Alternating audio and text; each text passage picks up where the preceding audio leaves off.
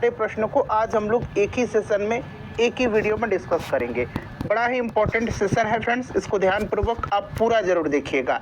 Channel पर अगर आप पहली बार विजिट कर रहे हैं तो चैनल को सब्सक्राइब कर लीजिए और जो बगल में बेल आइकन है, घंटी का निशान है, उसको भी जरूर दबा लीजिएगा, ताकि जब भी 71 बीपीएससी पीटी 2025 से संबंधित इसी तरह का कोई भी इंपॉर्टेंट वीडियो अपलोड किया जाए तो उसका नोटिफिकेशन सबसे पहले आपके पास पहुंच जाए। तो चलिए फ्रेंड्स, बिना देरी किए हुए सेशन आज की स्टार्ट करते हैं। एक बार सभी लोग प्लीज़ पहले सेशन को लाइक कर दीजिए फ्रेंड्स, और जब इसको कंप्लीट देख लीजिएगा, पूरा देख लीजिएगा, तो कम से कम एक ग्रुप में इसको ज़रूर ही शेयर कर दीजिएगा।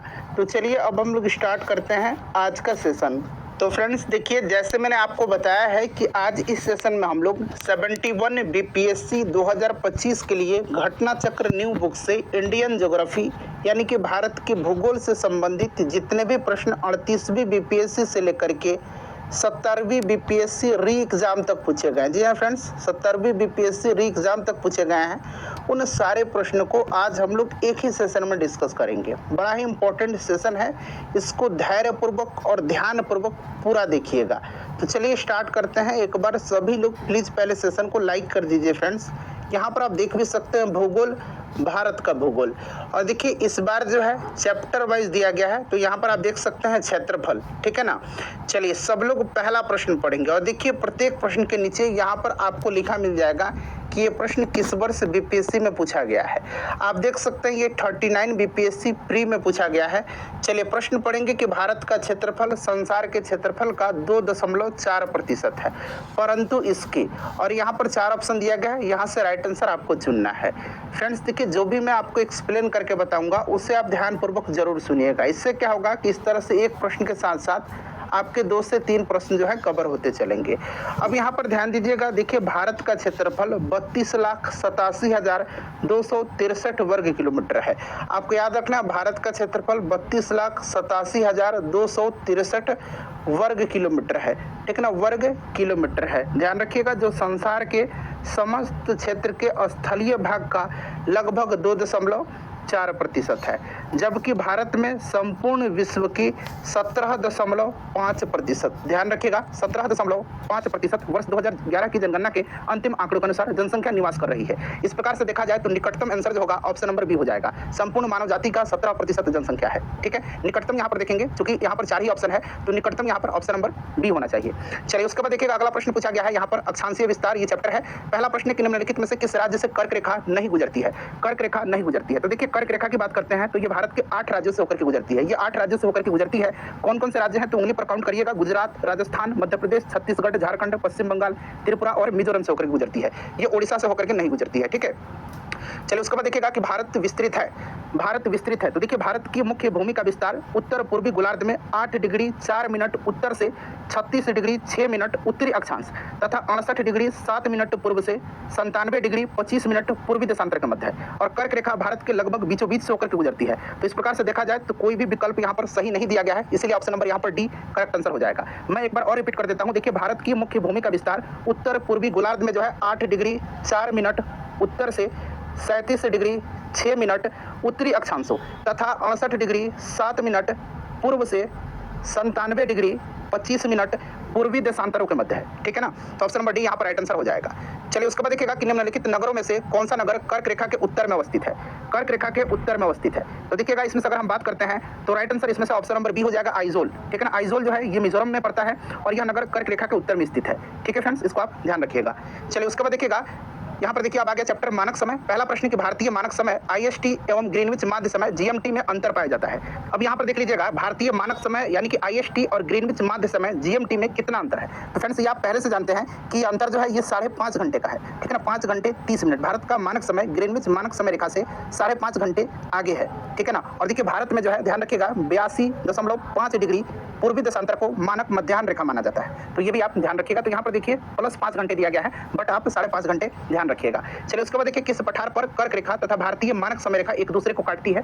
तो फ्रेंड्स ये काटती है कहां पर, तो बघेलखंड के पठार पर, और ये बघेलखंड का पठार जो है ये पड़ता है छत्तीसगढ़ में। यहीं पर कर्क रेखा और भारतीय मानक समय रेखा एक दूसरे को काटती है। आप देख सकते हैं ये प्रश्न 69वीं बीपीएससी में पूछा गया है। चलिए उसके बाद देखिएगा ग्रीनविच माध्य समय से भारतीय मानक समय कितना आगे है। तो अभी मैंने बताया अभी आपको 5.5 घंटा, ठीक है ना। तो ऑप्शन नंबर यहाँ पर ए करेक्ट आंसर हो जाएगा। चलिए उसके बाद देखिए अब अगला चैप्टर आ गया सीमावर्ती देश। देखिए भारत और चीन के बीच सीमा रेखा को क्या कहा जाता है। और देखिए इसी प्रकार से मैंने आपको मॉडर्न हिस्ट्री कवर कराया हुआ है 4 घंटे का महामैराथन सेशन में, कंप्लीट पूरा एक ही वीडियो में मैंने कराया हुआ है, जाकर के देख लीजिएगा। बिहार का हिस्ट्री और बिहार का ज्योग्राफी भी मैंने कराया हुआ है। तो देखिए यहाँ पर राइट आंसर जो होगा ये आपका ऑप्शन नंबर ए हो जाएगा, मैकमोहन रेखा, ठीक है ना, मैकमोहन रेखा, इसको ध्यान रखिएगा। अच्छा रेड क्लिफ रेखा जो है ये भारत और पाकिस्तान के बीच में पड़ता है।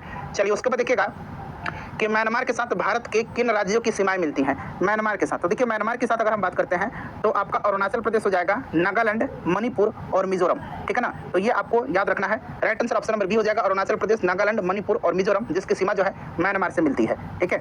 चलिए उसके बाद देखिए अगला प्रश्न कि निम्नलिखित देशों में से किसकी भारत के साथ सबसे अधिक लंबी सीमा है। तो आप सभी को पता है कि भारत जो है ये 7 देशों के साथ स्थलीय सीमा साझा करता है, और सबसे लंबी सीमा जो है ये साझा करता है बांग्लादेश के साथ, ठीक है ना, बांग्लादेश के साथ साझा करता है। इसको ध्यान रखना, बांग्लादेश के साथ। और देखिए बांग्लादेश के साथ अगर बात करते हैं तो भारत का असम, पश्चिम बंगाल, मिजोरम, मेघालय और त्रिपुरा जो है ये सीमा साझा करते हैं, ठीक है। तो साथ साथ ये भी आप ध्यान रखिएगा। चलिए उसके बाद देखिएगा निम्न कथनों पर विचार करिए, ठीक है ना, और सही यहाँ पर आपको कथन का पहचान करना है। यहाँ पर आप देख सकते हैं 3 कथन दिया गया है, ये रिपीट हो गया है, ठीक है ना, तो इसको हटा दीजिए आप। यहाँ पर 3 कथन 1, 2 और 3 दिया गया है, और यहाँ नीचे आपको राइट आंसर चुन करके बताने हैं।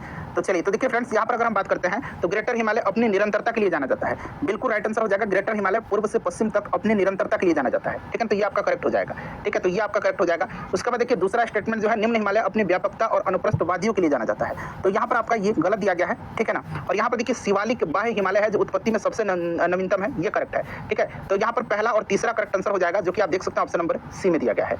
चलिए उसके बाद देखिएगा कि भारत में भू आकारों की रचना के संबंध में निम्नलिखित कथनों पर मनन करिए, ठीक है ना। और यहाँ पर आपको जो है इन कथनों में से कौन सा कथन सही है ये आपको चुन करके बताने हैं, ठीक है फ्रेंड्स। तो यहाँ पर आप देखेंगे तो देखिए एक एक करके हम लोग पढ़ लेते हैं। देखिए संरचनात्मक दृष्टि से मेघालय पठार दक्कन पठार का ही विस्तारित भाग है, बिल्कुल ये आपका करेक्ट दिया गया। कश्मीर घाटी की रचना एक समभिन्नति में हुई है, ये भी करेक्ट दिया गया है। और देखिए गंगा मैदान की रचना एक अग्रग्रत में हुई है, ये भी सही है। हिमालय की उत्पत्ति भारतीय प्लेट, यूरोपीय प्लेट तथा चीनी प्लेट के त्रिकोणीय अभिसरण के फलस्वरूप हुई है, यह स्टेटमेंट जो है यहाँ पर गलत दिया गया है, ठीक है ना। तो इसको आप ध्यान रखिएगा, ठीक है। तो देखिएगा हिमालय की उत्पत्ति भारतीय प्लेट यूरेशियन प्लेट की टक्कर से हुई है, ठीक है ना। चीनी प्लेट का विवरण प्लेट टेक्टोनिक सिद्धांत से नहीं, तो इसलिए गलत दिया गया है। तो पहला, दूसरा और तीसरा यहाँ पर आपका सही दिया गया है, जो कि आप देख सकते हैं ऑप्शन नंबर ए में है। चलिए उसके बाद देखिएगा कि निम्नलिखित में से कौन सा जिला धारवाड़ भूस्थलीय रचना वाला नहीं है। इनमें से कौन सा जिला धारवाड़ भूस्थलीय रचना वाला नहीं है। तो देखिए बिहार में धारवाड़ भूस्थलीय रचना वाले जिले दक्षिण पूर्व बिहार के अंतर्गत आते हैं, और इनमें मुंगेर, नवादा, जमुई जिले शामिल है। वहीं अगर बात करते हैं तो रोहतास दक्षिण पश्चिम बिहार का भाग है। इस क्षेत्र में जो है विंध्य प्रकार की भूस्तरीय रचना पाई जाती है, और बिहार में विंध्य भूस्तरीय रचना जो है ये आपका कैमूर एवं सोन नदी घाटी यानी कि रोहतास में पाई जाती है। तो ऑप्शन नंबर यहाँ पर बी राइट आंसर हो जाएगा। उसके बाद देखिए भारतीय उपमहाद्वीप पूर्व में मूलतः एक भाग था। भारतीय उपमहाद्वीप पूर्व में मूलतः एक भाग था। तो देखिए ये आपका जो था ये भाग था किसका, तो गोंडवाना लैंड का था, ठीक है ना, गोंडवाना लैंड का था। तो ध्यान रखिए यहाँ पर ऑप्शन नंबर बी हो जाएगा। नेक्स्ट क्वेश्चन कर लेंगे भौगोलिक क्षेत्रफल के अनुसार भारत की निम्नलिखित भौतिक यानी कि फिजियोग्राफिक इकाइयों को आरोही क्रम में व्यवस्थित करना है, आरोही क्रम में, ठीक है ना, आरोही क्रम में व्यवस्थित करना है। तो सबसे पहले अगर हम बात करते हैं तो इनमें से आपका हो जाएगा तटीय मैदान, ठीक है ना, तटीय मैदान। उसके बाद आपका हो जाएगा केंद्रीय उच्च भाग, उसके बाद आपका हो जाएगा महान मैदान, और फिर आपका हो जाएगा उत्तरी पर्वत, यानी कि आपका 3, 1, 2 और 4 राइट आंसर हो जाएगा ऑप्शन नंबर ए, ठीक है। चलिए उसके बाद देखिएगा अगला प्रश्न है हमारा कि निम्नलिखित श्रेणियों को उत्तर से दक्षिण की ओर क्रम में व्यवस्थित करिए। देखिए उत्तर से दक्षिण की ओर, उत्तर से दक्षिण की ओर, ठीक है ना। तो यहाँ पर सबसे पहले आपका हो जाएगा काराकोरम, उत्तर से दक्षिण की तरफ जाना है। उसके बाद आपका हो जाएगा यहाँ पर देखिए लद्दाख, ठीक है ना। उसके बाद आपका हो जाएगा जांस्कर, और फिर हो जाएगा आपका पीर पंजाल। तो यानी कि 2, 1, 4, 3 करेक्ट आंसर हो जाएगा, ठीक है, 2, 1, 4, 3 यहाँ पर करेक्ट आंसर हो जाएगा। चलिए उसके बाद देखिएगा कि गंगा के मैदान को एक खालिस्तान दिया गया के रूप में वर्णित किया गया है। तो फ्रेंड्स देखिए गंगा के मैदान को जो है इसको एक जियोसिंक्लाइन यानी कि भू अभिनति गर्त के रूप में वर्णित किया गया है। जियोसिंक्लाइन भी याद रखिएगा। और देखिए यहाँ पर मैं लिख देता हूँ भू अभिनति गर्त, ठीक है ना, भू अभिनति गर्त इस रूप में जो है इसको वर्णित किया गया है। तो आप दोनों याद रखिएगा। चलिए उसके बाद देखिएगा कि बिहार की भौगोलिक संरचना चट्टानी प्रणालियों से बनी है। चट्टानी प्रणालियों को उनके विवरण से मिलान करना, यानी कि आपको यहाँ पर मिलान करना है, ठीक है ना। तो यहाँ पर मिलान करके नीचे दिया गया है, यहाँ पर आंसर आपको चुन करके बताना है। चलिए एक एक करके अब हम लोग मिलान कर लेंगे। चलिए फ्रेंड्स मिलान करिएगा आप। तो यहाँ पर आप देखिएगा फ्रेंड्स कि यहाँ पर धारबार चट्टान प्रणाली जो दिया गया है ये आपका हो जाएगा सबसे पुराने आर्कियन रॉक सिस्टम का हिस्सा, ठीक है। उसके बाद देखिए विंध्यन चट्टान प्रणाली जो है ये आपका हो जाएगा बलुआ पत्थर, चूना पत्थर, डोलोमाइट, क्वार्टजाइट और सेल इस प्रकार की चट्टान प्रणाली का ये हिस्सा है, ठीक है। उसके बाद देखिए क्वाटरनरी चट्टान प्रणाली ये आपका हो जाएगा हिमालयी और प्रायद्वीपीय नदियों द्वारा मिट्टी आदि के तीव्र जमाव से निर्मित, ठीक है। और तृतीय चट्टान प्रणाली जो है ये आपका बच गया, यहाँ पर आप देख सकते हैं 2 में पश्चिम चंपारण जिले में पाई जाती है, ठीक है। तो इस प्रकार से अगर हम बात करते हैं तो ऑप्शन नंबर यहाँ पर देख लीजिएगा, राइट आंसर हो जाएगा आपका ऑप्शन नंबर बी, ठीक है। चलिए अब देखिएगा उत्तर का पर्वतीय प्रदेश। पहला प्रश्न है कि हिमालय का पर्वतपदीय प्रदेश है, बताइए। तो देखिए हिमालय का पर्वतपतीय प्रदेश शिवालिक श्रेणी के दक्षिण भाग पर स्थित है और ये हिमालय की सबसे दक्षिणी श्रेणियां हैं। शिवालिक की उत्तरी ढालों तथा लघु हिमालय के दक्षिणी ढालों के मध्य अनेक चौरस तल वाली संरचनाएं जो है संरचनात्मक घाटियां स्थित हैं। तो यहाँ पर देखिए शिवालिक राइट आंसर हो जाएगा। उसके बाद देखिए हिमालय पर्वत की निम्नलिखित चोटियों में से कौन सी भारत में नहीं है? भारत में नहीं है फ्रेंड्स। देखिए करीब करीब 350 प्रश्न है पूरा, मैंने काउंट किया हुआ है, तो थोड़ा जल्दी में हम लोग सेशन कवर करेंगे, ठीक है, अन्यथा सेशन काफी ज्यादा लंबा हो जाएगा। फ्रेंड्स प्लीज सेशन को लाइक करिए, इस तरह के सेशन बनाने में 6 से 7 घंटे का समय लगता है। तो यहाँ पर देखिए राइट आंसर हो जाएगा, ये आपका हो जाएगा धौलागिरी, ठीक है ना। धौलागिरी जो है ये नेपाल में पड़ता है। चलिए उसके बाद देख लीजिए अगला प्रश्न है कि भारत की सबसे ऊंची पर्वत श्रेणी किसको कहते हैं? तो फ्रेंड्स ये कंचनजंगा है। कंचनजंगा सिक्किम और नेपाल की सीमा पर स्थित है, इसको आप ध्यान रखिएगा, ठीक है ना। तो यहाँ पर ऑप्शन नंबर आपका ए हो जाएगा। उसके बाद देखिएगा कि निम्नलिखित में से कौन सा हिमालय पर्वत का सबसे लंबा हिमनद है? हिमालय पर्वत का सबसे लंबा हिमनद, तो देखिए ये हिमनद जो है इसका नाम है बतुरा, ठीक है ना। बतुरा यहाँ पर हो जाएगा, बतुरा, बतुरा ध्यान रखना है, ठीक है ना, बतुरा हो जाएगा। और बतुरा हिमनद जो है ये हिमालय का सबसे लंबा हिमनद है। ये काराकोरम रेंज में पाक अधिकृत गिलगित बाल्टिस्तान में ये स्थित है, ठीक है, ध्यान रखिएगा। चलिए तो यहाँ पर आपका हो जाएगा बतुरा, ठीक है ना। बट देखिए बीपीएससी ने जो है इसका आंसर हिस्पार को माना है। देखिए हिस्पार की बात करते हैं तो इसकी लंबाई 49 किलोमीटर है और बतुरा की लंबाई जो है ये 57 किलोमीटर है, बट आयोग ने इस हिस्पार को आंसर माना हुआ है, ठीक है ना। चलिए उसके बाद देखिए शिवालिक श्रेणी का निर्माण हुआ है। शिवालिक श्रेणी का निर्माण, तो यहाँ पर आप देख सकते हैं शिवालिक श्रेणी का निर्माण जो है ये सेनोजोइक काल में हुआ है, ठीक है ना। सेनोजोइक महाकल्प के नियोसीन कल्प के प्लायोसीन युग में, तो आपको इतना याद रखना है कि सेनोजोइक में हुआ है, ठीक है। चलिए उसके बाद देख लीजिएगा कि बृहत हिमालय अर्थात हिमाद्री के पूर्वी छोर पर है। तो बृहत हिमालय अर्थात हिमाद्री के पूर्वी छोर पर जो है ये नामचा पर्वत है। कौन है? नामचा पर्वत दक्षिण पूर्वी तिब्बत में हिमालय पर्वतमाला का एक पर्वत है, ठीक है। और यह पर्वत हिमालय के सबसे पूर्वी छोर पर स्थित है और यह विश्व का 28वां सबसे लंबा पर्वत है। चलिए उसके बाद देखिएगा कि निम्न हिमालय पर्वत श्रेणियों में से किस पर्वत श्रेणी को अटल टनल पार करती है? अटल टनल जो है ये पार करती है पूर्वी पीर पंजाल को। अटल टनल की लंबाई याद रखिएगा 0.92 किलोमीटर, ये जरूर आप याद रखिएगा, पूर्वी पीर पंजाल को, ठीक है। चलिए उसके बाद देखिएगा कि अटल सुरंग रोहतांग हिमाचल प्रदेश की लंबाई कितनी है? अब देखिए अभी मैंने बताया था ना और प्रश्न पूछ भी लिया गया है, 9.02 किलोमीटर, ठीक है। चलिए उसके बाद देखिएगा अगला प्रश्न है कि निम्नलिखित पर्वत श्रेणियों में से कौन गंगा के मैदान एवं दक्कन पठार को विभाजित करती है? बताइए इसमें से कौन करता है? तो ये विंध्याचल श्रेणी है, ठीक है ना। विंध्याचल श्रेणी है, इसको आप ध्यान रखिएगा, विंध्याचल श्रेणी, ठीक है। चलिए अगला प्रश्न हमारा कि कन्याकुमारी से सटी पहाड़ियां हैं, कन्याकुमारी से। तो देखिए कन्याकुमारी से जो सटी पहाड़ी है इसमें से आपका कार्डमम की पहाड़ियां हैं, जिसको कि इलायची की पहाड़ी कहा जाता है, ठीक है ना, कार्डमम की पहाड़ी, इसको आप ध्यान रखिएगा। तो यहाँ पर आपका कार्डमम हो जाएगा, ठीक है, कार्डमम हो जाएगा। ऑप्शन नंबर यहाँ पर सी राइट आंसर हो जाएगा, ठीक है। चलिए उसके बाद देखिएगा नेक्स्ट क्वेश्चन है हमारा कि अन्नामलाई इलायची की पहाड़ी और पालनी की पहाड़ी मिलती है, तो ये कहाँ पर मिलती हैं? ये मिलती है आपकी कहाँ पर? तो ये मिलती है आपकी अनाईमुडी में, ठीक है ना। अनाईमुडी यहाँ पर option number A right answer हो जाएगा, ठीक है ना। अनाईमुडी ध्यान रखिएगा आप, अनाईमुडी यहाँ पर आपका करेक्ट आंसर हो जाएगा, ठीक है। दक्षिण भारत का सर्वोच्च शिखर है अनाईमुडी, अनाईमुडी अन्नामलाई पर्वत पर है, ध्यान रखिएगा, ठीक है। चलिए उसके बाद अगला प्रश्न हमारा कि निम्नलिखित किस पहाड़ी पर पूर्वी घाट पश्चिमी घाट से मिलता है? तो पूर्वी घाट पश्चिमी घाट से जो मिलता है ये मिलता है नीलगिरी पहाड़ी पर। और देखिए नीलगिरी पहाड़ी दक्षिण भारत की जो है इसकी जो चोटी है डोडा बेटा, वो दक्षिण भारत की सबसे जो है दूसरी ऊंची चोटी है। अभी मैंने बताया था सबसे ऊंची चोटी अनाईमुडी है जो अन्नामलाई पर्वत पर है और दूसरा डोडा बेटा हो जाएगा।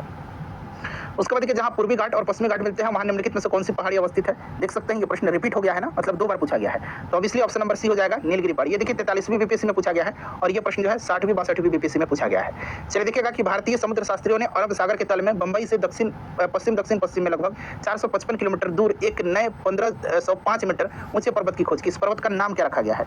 तो इसका नाम रखा गया है रमन सागर पर्वत, ठीक है ना। इसका नाम क्या रखा है? रमन सी माउंट रखा गया है, रमन सागर पर्वत, ठीक है ना। तो यहाँ पर ऑप्शन नंबर बी हो जाएगा। उसके बाद देखिए महाराष्ट्र एवं कर्नाटक में पश्चिमी घाट क्या कहलाता है? तो इसको सह्याद्री कहा जाता है, ठीक है ना। पश्चिमी घाट को महाराष्ट्र, गोवा और कर्नाटक में सह्याद्री के नाम से जाना जाता है, ठीक है, ध्यान रखिएगा, सह्याद्री के।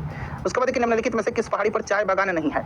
किस पहाड़ी पर चाय बागान नहीं है? तो इसमें से अगर हम बात करते हैं तो देखिए गिरनार पहाड़ी पर चाय बागान नहीं है, ठीक है ना। बाकी जो अन्य दिया गया है वहाँ पर चाय बागान है, गिरनार, ठीक है, इसको ध्यान रखिएगा। कानन देवन पहाड़ी भारत के केरल राज्य की इडुक्की जिले में स्थित है, ठीक है ना, ध्यान रखिएगा। और गिरनार गुजरात में पड़ता है।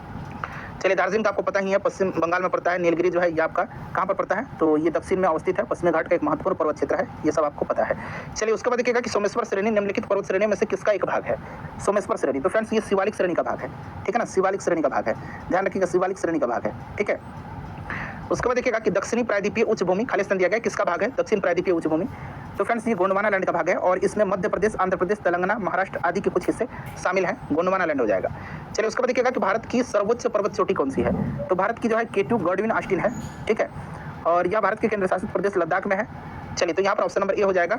उसके बाद देखिए निम्नलिखित में से कौन सा युवा बलित पर्वत नहीं है? युवा बलित पर्वत नहीं पूछा गया है, ठीक है ना। तो देखिए बलित पर्वत वे पर्वत हैं जो पृथ्वी की परत के ऊपरी भागों में बलन के फलस्वरूप बनते हैं। ये दो प्रकार के होते हैं, एक नवीन होता है और एक प्राचीन होता है, ठीक है। देखिए नवीन में हिमालय, आल्प्स ये सब आ जाते हैं और प्राचीन बलित पर्वत में अरावली, अल्पेशियन और यूराल पर्वत आता है। तो यहाँ पर देखिएगा right answer option number D हो जाएगा, ऊपर में से एक से अधिक, यानी कि युवा बलित नहीं है, यानी कि प्राचीन है। तो प्राचीन में अभी मैंने बताया है कौन कौन सा, तो अरावली, अल्पेशियन और यूराल, ठीक है ना। अरावली और यहाँ पर देखिए अल्पेशियन भी दिया गया है, तो एक से अधिक राइट आंसर हो जाएगा। उसके बाद देखिएगा कि हिमालय में हिम रेखा निम्न के बीच होती है। हिमालय में हिम रेखा, तो देखिए हिम रेखा की औसत ऊंचाई महान हिमालय के उत्तरी भाग में 5500 से 6000, ठीक है ना, यहाँ मैं लिख देता हूँ 5500 से 6000 मीटर, ठीक है ना। और महान हिमालय के दक्षिणी भाग में, ये तो मैंने उत्तरी भाग में बताया है, दक्षिणी भाग में देखिए 4500 से लेकर के 6000 मीटर पर पाई जाती है, ठीक है। इसलिए यहाँ पर हम रेंज अगर देखेंगे इसका, तो यहाँ पर आपका हो जाएगा कितना, तो ये 4300 से आपका 6000 मीटर, ठीक है ना। चलिए उसके बाद देखिएगा कि निम्नलिखित क्षेत्रों में से किसकी न्यून हिम रेखा है? न्यून हिम रेखा बताइए। तो इसमें से देखिएगा आल्प्स क्षेत्र का हो जाएगा, ठीक है ना। आल्प्स क्षेत्र का ऑप्शन नंबर सी, देख सकते हैं ये बीपीएससी का टीआरई में जो है प्रश्न पूछा गया है। देखिए उत्तर प्रदेश में हिमरेखा की औसत ऊंचाई क्या है? अब देखिएगा उत्तर प्रदेश की बात करते हैं ना, तो उत्तर प्रदेश में जो है हिमरेखा है ही नहीं, ठीक है ना, इसलिए इसमें से कोई भी विकल्प नहीं होना चाहिए, ठीक है। उत्तराखंड से जब अलग हो गया उत्तर प्रदेश तो कोई भी हिमरेखा यहाँ पर नहीं है। चलिए उसके बाद देखिएगा कि निम्नलिखित क्षेत्रों में से कौन सा भूस्खलन प्रवृत्ति यानी कि प्रोन नहीं है? भूस्खलन प्रोन एरिया इसमें से कौन सा नहीं है, ये पूछा जा रहा है। तो देखिए इसमें से अगर हम पूर्वी घाट की बात करते हैं तो पूर्वी घाट क्षेत्र भूस्खलन प्रवृत्ति नहीं है, ठीक है ना। भूस्खलन प्राकृतिक आपदा होती है जो मुख्य रूप से पहाड़ी ब्लॉकों में होती है, ठीक है, तो यहाँ पर पूर्वी घाट हो जाएगा। उसके बाद देखिएगा कि लिखापानी हिमनद भारत के निम्नलिखित में से किस राज्य में स्थित है? लिखापानी, तो लिखापानी जो है ये अरुणाचल प्रदेश में है, ठीक है ना, अरुणाचल प्रदेश में है। यहाँ पर देख सकते हैं Arunachal Pradesh, option number A right answer हो जाएगा, ठीक है। सिक्किम में तो आपको पता ही है कौन कौन सा है, नाथुला और जलेजपला दर्रा है। हिमाचल प्रदेश में आपका सिपकिला है, रोहतांग है, बड़ा लाचा है, ठीक है। उसके बाद देखिएगा कि मुला, मरकत और बोलन क्या है? मुला, मरकत और बोलन, तो देखिए ये मुला, मरकत और बोलन जो है ना, ये एक तरह के पर्वतीय दर्रे हैं, ठीक है ना, जो कि पाकिस्तान में स्थित है। ध्यान रखिएगा बोलन दर्रा यहाँ पर आप देख रहे हैं, ये बोलन दर्रा ये पाकिस्तान के बलूचिस्तान प्रांत में है, ठीक है ना। तो एक तरह के ये पर्वतीय दर्रे हैं, ध्यान रखिएगा। चलिए उसके बाद देखिएगा यहाँ पर पहला प्रश्न है पठार वाले चैप्टर का कि भारत के अतिरिक्त प्रायद्वीपीय पर्वत निर्मित हुए हैं। तो देखिए हिमालय तथा भारत के अतिरिक्त प्रायद्वीपीय पर्वत जो है ये सिंधु और गंगा मैदान के उत्तर का भाग है। इसका निर्माण सेनोजोइक महाकल्प में हुआ है, सेनोजोइक महाकल्प में हुआ है, तो ऑप्शन नंबर यहाँ पर डी करेक्ट आंसर हो जाएगा। उसके बाद चलिए अगला प्रश्न देखिए छोटा नागपुर पठार है। तो देखिए छोटा नागपुर पठार जो है ना ये एक अग्र गंभीर है, ध्यान रखिएगा अग्र गंभीर है, ठीक है ना, तो यहाँ पर option number A right answer हो जाएगा। उसके बाद देखिए दंडकारनाय क्षेत्र किस राज्य में स्थित है? दंडकारनाय क्षेत्र, तो ये भारत के मध्यवर्ती भाग में स्थित है और यह मुख्य रूप से उड़ीसा, छत्तीसगढ़, तेलंगाना, महाराष्ट्र और आंध्र प्रदेश में विस्तृत है, ठीक है ना। हालांकि दंडकारनाय क्षेत्र का बहुत ही छोटा भाग मध्य प्रदेश में भी पड़ता है, तो यहाँ पर इसलिए ऑप्शन नंबर ई राइट आंसर हो जाएगा, उपरोक्त में से एक से अधिक, ठीक है। उसके बाद देखिएगा कि निम्न में से कौन सा मेघालय पठार का अंश नहीं है? मेघालय पठार का अंश नहीं है, तो इसमें से देखिएगा भुवन पहाड़ियां जो है ना ये मेघालय का अंश नहीं है। भुवन जो है ये मिजो पहाड़ी का, मिजो हिल्स का जो है ये अंश है, मिजो हिल्स का ये भाग है, ठीक है ना, तीसरे option number A right answer हो जाएगा, ठीक है। चलिए उसके बाद देखिएगा अगला प्रश्न हमारा कि जोजिला सुरंग निम्नलिखित में से किन स्थानों को जोड़ेगा? जोजिला सुरंग ये देखिए 70वीं बीपीएससी में पूछा गया है, ठीक है ना।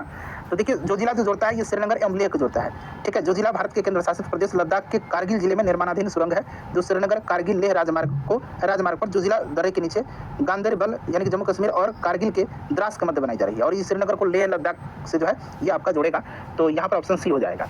उसके बाद देखिएगा कि मलनाड क्षेत्र जो है इसका संबंध निम्नलिखित में से भारत के किस पठार से है? तो यहाँ पर देखिएगा मलनाड क्षेत्र का संबंध जो है ना इसका कर्नाटक के पठार से है, ठीक है ना, कर्नाटक का पठार, ध्यान रखिएगा कर्नाटक के पठार से है और यह पश्चिमी घाट के पश्चिमी और पूर्वी ढलानों को कवर करता है और इसको कर्नाटक का चेरापूंजी कहा जाता है, ठीक है। चलिए उसके बाद देखिएगा कि भारत की तट रेखा है। अब देखिए यहाँ पर आप देखेंगे कि भारत की तट रेखा जो है इसमें कुछ चेंजिंग हुआ है। अभी जो रिसेंटली नवीनतम आंकड़ा आया हुआ है उसमें आपने देखा हुआ है कि तट रेखा की लंबाई अब आपका हो गया है 11,098.81 किलोमीटर। अब ये आंकड़ा नया आपको याद रखना है, ठीक है ना, तो इसमें से कोई नहीं राइट आंसर हो जाएगा, ठीक है, ध्यान रखिएगा। चलिए उसके बाद देख लीजिएगा कि भारत की क्षेत्रीय सीमा तट से कितनी समुद्री मील किलोमीटर तक समुद्र की ओर फैली हुई है? बताइए, समुद्री मील यानी कि नॉटिकल मील और किलोमीटर में भी यहाँ पर दिया गया, इसलिए किलोमीटर तक समुद्र की ओर फैली हुई है। तो ये आपको पता है कि ये आपका 12 नॉटिकल मील यानी कि 21.9 किलोमीटर होता है, ठीक है। चलिए उसके बाद नेक्स्ट क्वेश्चन कर लेंगे यहाँ पर कि अरब सागर के द्वीप समूह, देखिए लक्षद्वीप टापू अवस्थित है। तो लक्षद्वीप जो है ये आपका कहाँ पर है? लक्षद्वीप टापू तो दक्षिण पश्चिम भारत में है, ठीक है ना, दक्षिण पश्चिम भारत में है और ये अरब सागर में अवस्थित है, तो यहाँ पर दक्षिण पश्चिम हो जाएगा। उसके बाद देखिएगा कि लक्षद्वीप में कितने द्वीप हैं? लक्षद्वीप में कितने द्वीप हैं? तो फ्रेंड्स याद रखिएगा 36 और ये प्रश्न बड़ा पूछा जाता है, ठीक है। उसके बाद देखिएगा कि द्वीपों का समूह लक्षद्वीप, तो देखिए ये जो द्वीपों का समूह लक्षद्वीप है ये प्रबाल उत्पत्ति का है, ठीक है ना। भारत में प्रबाल भित्तियां यानी कि कोरल रिफ्स जो है अंडमान और निकोबार द्वीप समूह, मन्नार की खाड़ी, लक्षद्वीप, उसके बाद देखिए मालवन महाराष्ट्र एवं कच्छ की खाड़ी में पाई जाती है। हैं, ठीक है। चलिए उसके बाद देखिएगा कि बिहार के निम्न हिस्सों में से कौन सा हिस्सा भूतात्विक दृष्टि से अपेक्षाकृत पुराना है। तो यहाँ पर देखेंगे तो इसमें से आपका खड़गपुर की पहाड़ी हो जाएगा, खड़गपुर की पहाड़ी राइट आंसर हो जाएगा। जबकि अगर हम रोहतास पठार की बात करते हैं, रोहतास पठार विंध्यन क्रम का उत्तर पश्चिम पहाड़ियाँ तृतीय क्रम की और उत्तरी गंगा मैदान ये नवीनतम है, ठीक है ना। तो देखिए ये आपका हो जाएगा आंसर खड़गपुर। रोहतास पठार मैंने बताया विंध्यन क्रम का उत्तर पश्चिम पहाड़ियाँ ये आपका तृतीय क्रम की है और उत्तरी गंगा मैदान जो है ये नवीनतम है, ठीक है। तो सबसे अपेक्षाकृत पुराना यहाँ पर खड़गपुर पहाड़ी हो जाएगा। देखिए निम्नलिखित में से किस क्षेत्र में प्रवाल भित्ति नहीं पाई जाती है। तो देखिए प्रवाल भित्ति जो है ये अभी कैम्बे की खाड़ी, मैंने बताया ना कि प्रवाल भित्ति कहाँ पाई जाती है, कोरल रिफ्स, अंडमान और निकोबार द्वीप समूह, मन्नार की खाड़ी, लक्षद्वीप, मालवन महाराष्ट्र, मालवन का भी नाम याद रखिएगा, मालवन महाराष्ट्र और कच्छ की खाड़ी। कैम्बे की खाड़ी यहाँ पर हो जाएगा राइट आंसर, कैम्बे की खाड़ी में नहीं पाई जाती है, ठीक है। चलिए उसके बाद देखिएगा उत्तराखंड का कौन सा जिला तिब्बत सीमा से नहीं लगा हुआ है। उत्तराखंड का कौन सा जिला जो है तिब्बत सीमा से नहीं लगा हुआ है। तो देखिए ये अल्मोड़ा है, अल्मोड़ा जो है राइट आंसर हो जाएगा। उत्तराखंड के 3 जिले पिथौरागढ़, चमोली और उत्तरकाशी ये तिब्बत के साथ सीमा साझा करते हैं, ठीक है ना, अल्मोड़ा नहीं करता है। उसके बाद देखिएगा कि भारत के कितने राज्यों की समान सीमा यानी कि कॉमन बॉर्डर पाकिस्तान और बांग्लादेश के साथ है। पाकिस्तान और बांग्लादेश के साथ देखिए पाकिस्तान के साथ सीमा बनाने वाले भारतीय राज्य और केंद्र शासित प्रदेश में एक तो आपका जम्मू कश्मीर हो गया, फिर लद्दाख हो गया, पंजाब हो गया, राजस्थान हो गया, गुजरात हो गया। और बांग्लादेश की बात करते हैं तो आपका असम, पश्चिम बंगाल, मिजोरम, मेघालय, त्रिपुरा है। तो कॉमन बॉर्डर इसमें से तो कोई भी नहीं हो रहा है, इसलिए ऊपर में से कोई नहीं राइट आंसर होगा। उसके बाद देखिए मध्य प्रदेश की सर्वाधिक लंबी सीमा किस राज्य के साथ है। तो देखिए मध्य प्रदेश की अगर बात करते हैं तो मध्य प्रदेश उत्तर में उत्तर प्रदेश, पूर्व में छत्तीसगढ़, दक्षिण में महाराष्ट्र और पश्चिम में गुजरात और राजस्थान से घिरा हुआ है। और मध्य प्रदेश की सर्वाधिक लंबी सीमा जो है ये उत्तर प्रदेश के साथ संलग्न है, ठीक है। उसके बाद देखिएगा कि विदर्भ एक प्रादेशिक नाम है भारत में और यह बताइए विदर्भ, तो यह महाराष्ट्र का अंग है विदर्भ, ठीक है। महाराष्ट्र राज्य का उत्तर पूर्वी प्रादेशिक क्षेत्र है ये। चलिए उसके बाद देखिएगा कि पाट अंचल यानी कि पाट रीजन अवस्थित है, पाट रीजन। तो देखिए पाट रीजन जो है ना ये अवस्थित आपका झारखंड में, ठीक है ना, झारखंड में है। चलिए पाट रीजन। उसके बाद देखिए अगला प्रश्न है कि झुमरी तलैया, ये रेडियो पर गीत भी होता था पहले, जो आपका पुराने जमाने में आपने देखा होगा फरमाइश के द्वारा इस तरह का गाना बजाया जाता था। ये पूछा गया है कि किस राज्य में स्थित है झुमरी तलैया, तो ये आपका झारखंड में है, ठीक है। और ये कोडरमा जिला में पड़ता है। देखिए क्षेत्रफल के अनुसार निम्नलिखित राज्यों का सही अवरोही क्रम यानी कि घटते क्रम, सबसे पहले फिर छोटा इस तरह से। तो यहाँ पर आपका हो जाएगा मध्य प्रदेश, उसके बाद आपका उत्तर प्रदेश, फिर आंध्र प्रदेश और फिर आपका बिहार हो जाएगा। तो ऑप्शन नंबर यहाँ पर डी राइट आंसर हो जाएगा। क्षेत्रफल के हिसाब से आपको बताना है, ठीक है। चलिए उसके बाद देखिएगा कि क्षेत्रफल के क्रम में भारत के 3 बड़े राज्य, तो सबसे बड़ा राज्य तो आपको पता ही है कौन सा है, राजस्थान, फिर मध्य प्रदेश, फिर महाराष्ट्र, फिर उत्तर प्रदेश, ठीक है ना। तो यहाँ पर ऑप्शन नंबर ए हो जाएगा। चलिए उसके बाद देखिए भारत में जनसंख्या के अनुसार तीसरा क्षेत्रफल में 12वां राज्य कौन सा है। अब यहाँ पर थोड़ा सा ध्यान दीजिएगा, देखिए बिहार जनसंख्या की दृष्टि से भारत का तीसरा बड़ा राज्य है तथा क्षेत्रफल की दृष्टि से 12वां सबसे बड़ा राज्य था, पहले था जब ये प्रश्न पूछा गया उस समय।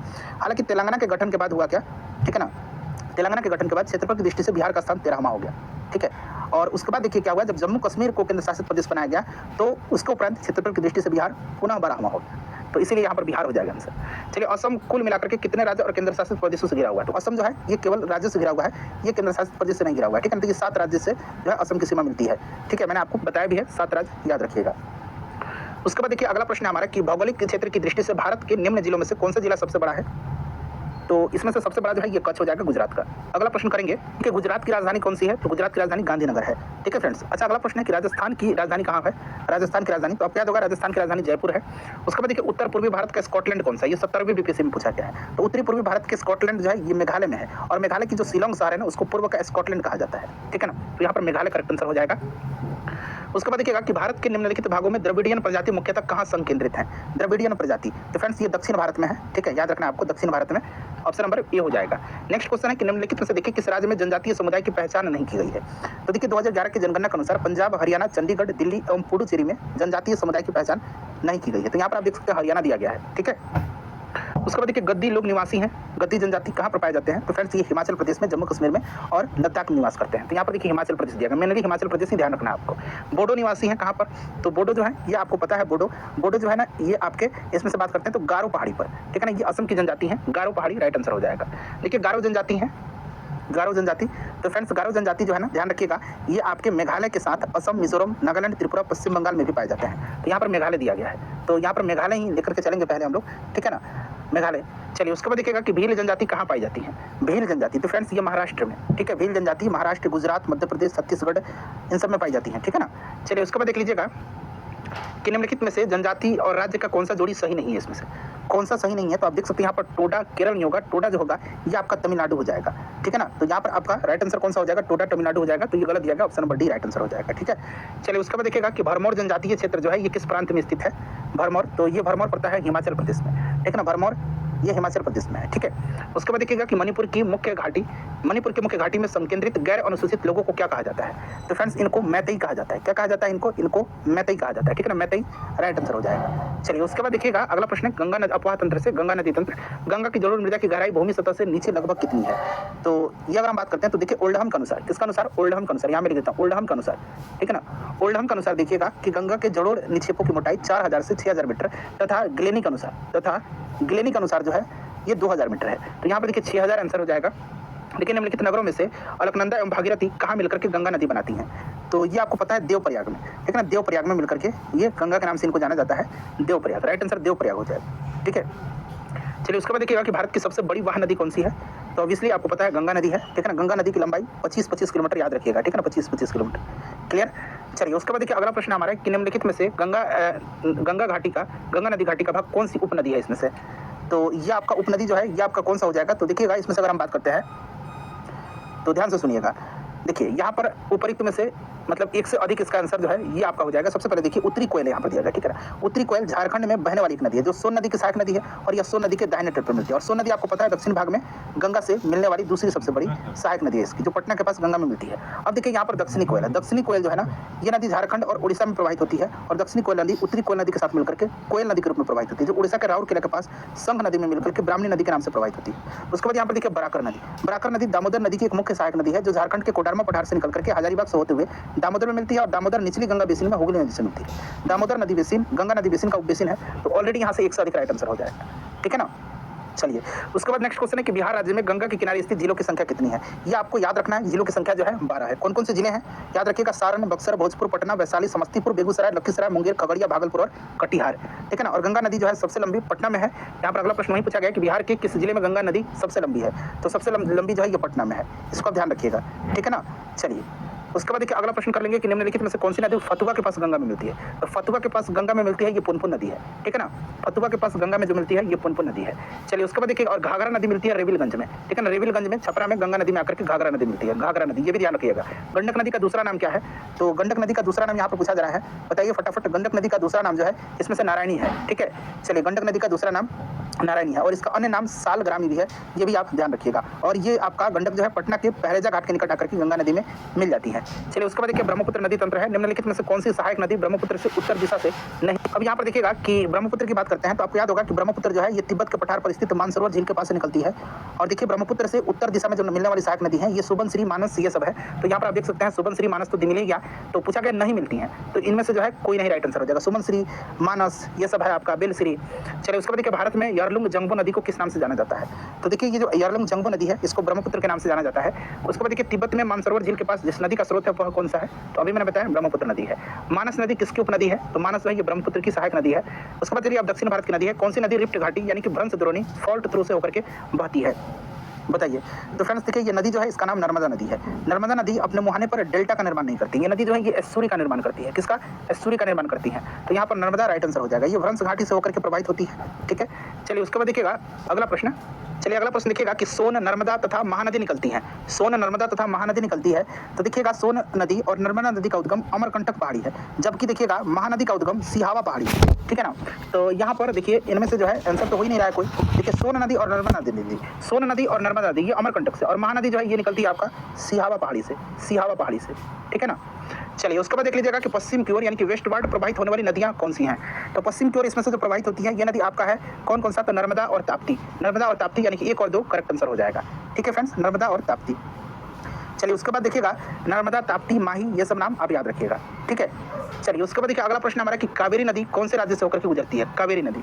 तो देखिए कावेरी नदी की बात करते हैं तो कावेरी नदी कर्नाटक के कोडागु जिले में ब्रह्मगिरी की पहाड़ी से निकल करके 800 किलोमीटर लंबाई तथा 81,155 वर्ग किलोमीटर अपवाह क्षेत्र में यह प्रवाहित होती है। और इसका अपवाह क्षेत्र केरल, कर्नाटक, तमिलनाडु, उसके बाद देखिए अगर बात करते हैं तो पुडुचेरी में भी ये विस्तृत है, ठीक है ना। तो यहाँ पर राइट आंसर हो जाएगा केरल, कर्नाटक, तमिलनाडु और पुडुचेरी भी आप ध्यान रखिएगा। चलिए देखिएगा कि तेल नदी निम्नलिखित नदियों में से किसकी सहायक नदी है?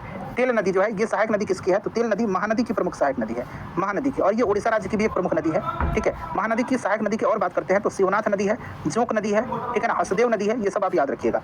तो ऑप्शन ही हो जाएगा क्योंकि तेल नदी जो है ये महानदी की सहायक नदी है, ठीक है। महानदी ऑप्शन में है ही नहीं। देखिए निम्नलिखित नदियों में से कौन पूर्व की ओर प्रवाहित नहीं होती है? पूर्व की ओर, यानी कि पूर्व की ओर प्रवाहित नहीं होती है इसमें से कौन सी नदी? तो देखिएगा इसमें से अगर हम बात करते हैं तो देखिए गोदावरी और यहाँ पर देखिए कृष्णा, ठीक है ना, ये दोनों नदियाँ दक्षिण भारत की नदियाँ हैं जो पश्चिम से पूर्व की ओर प्रवाहित होती है, ठीक है, पश्चिम से पूर्व की ओर प्रवाहित होती है और ये दोनों नदियाँ बंगाल की खाड़ी में गिरती हैं। यहाँ पर देखिएगा नर्मदा नदी और यहाँ पर देखिएगा गंगावली नदी, नर्मदा नदी और गंगावली नदी ये पूर्व से पश्चिम की ओर प्रवाहित होती है और अरब सागर में गिरती हैं, तो इसीलिए यहाँ पर पूर्व की ओर नहीं होती हैं, तो ए और बी हो जाएगा, यानी कि ऊपर में से एक से अधिक। चलिए उसके बाद देखिए भीमा नदी जो है निम्नलिखित में से किस नदी की उपनदी है? भीमा नदी जो है ये आपकी है कृष्णा की, ठीक है ना, कृष्णा नदी की। चलिए उसके बाद कृष्णा की अन्य सहायक नदी भी याद रखिएगा, कोयना नदी, घाट प्रभा, माल प्रभा, तुंगभद्रा, मूसी, ये सब कृष्णा की सहायक नदियां हैं। उसके बाद देखिएगा कि निम्नलिखित कथन पर विचार करें और इसमें से आपको राइट आंसर बताना है कि निम्नलिखित में से कौन सी नदी भारत में प्रायद्वीपीय नदी प्रणाली की विशेषता है। तो यहाँ पर आप ध्यान दीजिएगा फ्रेंड्स, देखिए प्रायद्वीपीय नदियाँ केवल वर्षा से ही जल प्राप्त करती है, बिल्कुल। और देखिए नदियों में छोटे बेसिन और जल ग्रहण क्षेत्र होते हैं, ये भी करेक्ट है, तो 1 और 3 हो जाएगा। और देखिए ये नदियाँ युवा बलित पर्वतों से होकर के नहीं बहती हैं, इसको आप ध्यान रखना आपको, ठीक है। चलिए उसके बाद देखिएगा कि दंडकारण्य में इंद्रावती, सबरी किसकी सहायक नदियाँ हैं? तो फ्रेंड्स ये गोदावरी नदी की है, ठीक है ना, गोदावरी नदी की, ध्यान रखिए गोदावरी नदी की। और गोदावरी नदी महाराष्ट्र के नासिक के पास से त्र्यंबकेश्वर से निकलती है, ठीक है, तो यहाँ पर आपका गोदावरी हो जाएगा। उसके बाद देखिए सोन नदी के उत्पत्ति स्थल अमरकंटक कहाँ स्थित है? ये 17वीं बीपीएससी री एग्जाम में पूछा गया है पिछले बार, तो ये आपका मैकाल श्रेणी याद होगा आपको, ठीक है ना, ऑप्शन नंबर डी हो जाएगा यहाँ पर करेक्ट आंसर, ठीक है। चलिए उसके बाद देखिएगा अगला प्रश्न है हमारा कि निम्नलिखित तुलना के आधार पर हिमालय नदी की प्रायद्वीपीय नदी से तुलना करें। यहाँ पर आप देख सकते हैं 3 स्टेटमेंट आपको दिख भी रहा है, ठीक है, और आपको राइट आंसर इसमें से चुन करके बताने हैं, क्लियर। तो यहाँ पर देख लीजिएगा अधिकांश हिमालय नदियाँ 12 होती हैं, ठीक है, बिल्कुल, जबकि अधिकांश प्रायद्वीपीय नदियाँ वर्षा पर निर्भर होती हैं, करेक्ट है। हिमालय नदी देखिएगा यहाँ पर कि हिमालय नदी की ढाल प्रायद्वीपीय नदी की तुलना में अधिक खड़ी होती है, क्योंकि ऊपर से आती है, ये बिल्कुल करेक्ट है। तो ये और ये सही है, ये वाला गलत दिया गया है, ठीक है। देखिए प्रायद्वीपीय नदी हिमालय नदी की तुलना में अपने रास्ते से अधिक क्षरण का कारण बनती है, नहीं, पहाड़ी नदी ज्यादा बनती है, इसलिए गलत है। पहला और दूसरा सही दिया गया, तो केवल 1 और 2 राइट आंसर हो जाएगा। उसके बाद देखिएगा कि अटक में अपनी पहाड़ी यात्रा के अंत में सिंधु नदी अफगानिस्तान की किस नदी से जुड़ती है? बताइए। तो फ्रेंड्स ये जुड़ती है काबुल नदी से, ठीक है ना, काबुल नदी से। देखिएगा सिंधु नदी अटक के निकट पहाड़ी से बाहर निकलती है, जहां दाहिने तट पर अफगानिस्तान से आने वाली काबुल नदी से मिलती है, ठीक है, तो यहाँ पर काबुल आपका राइट आंसर हो जाएगा। चलिए उसके बाद देखिएगा कि भारत में चंद्रा और भागा नदियाँ किस क्षेत्र में बहती हैं?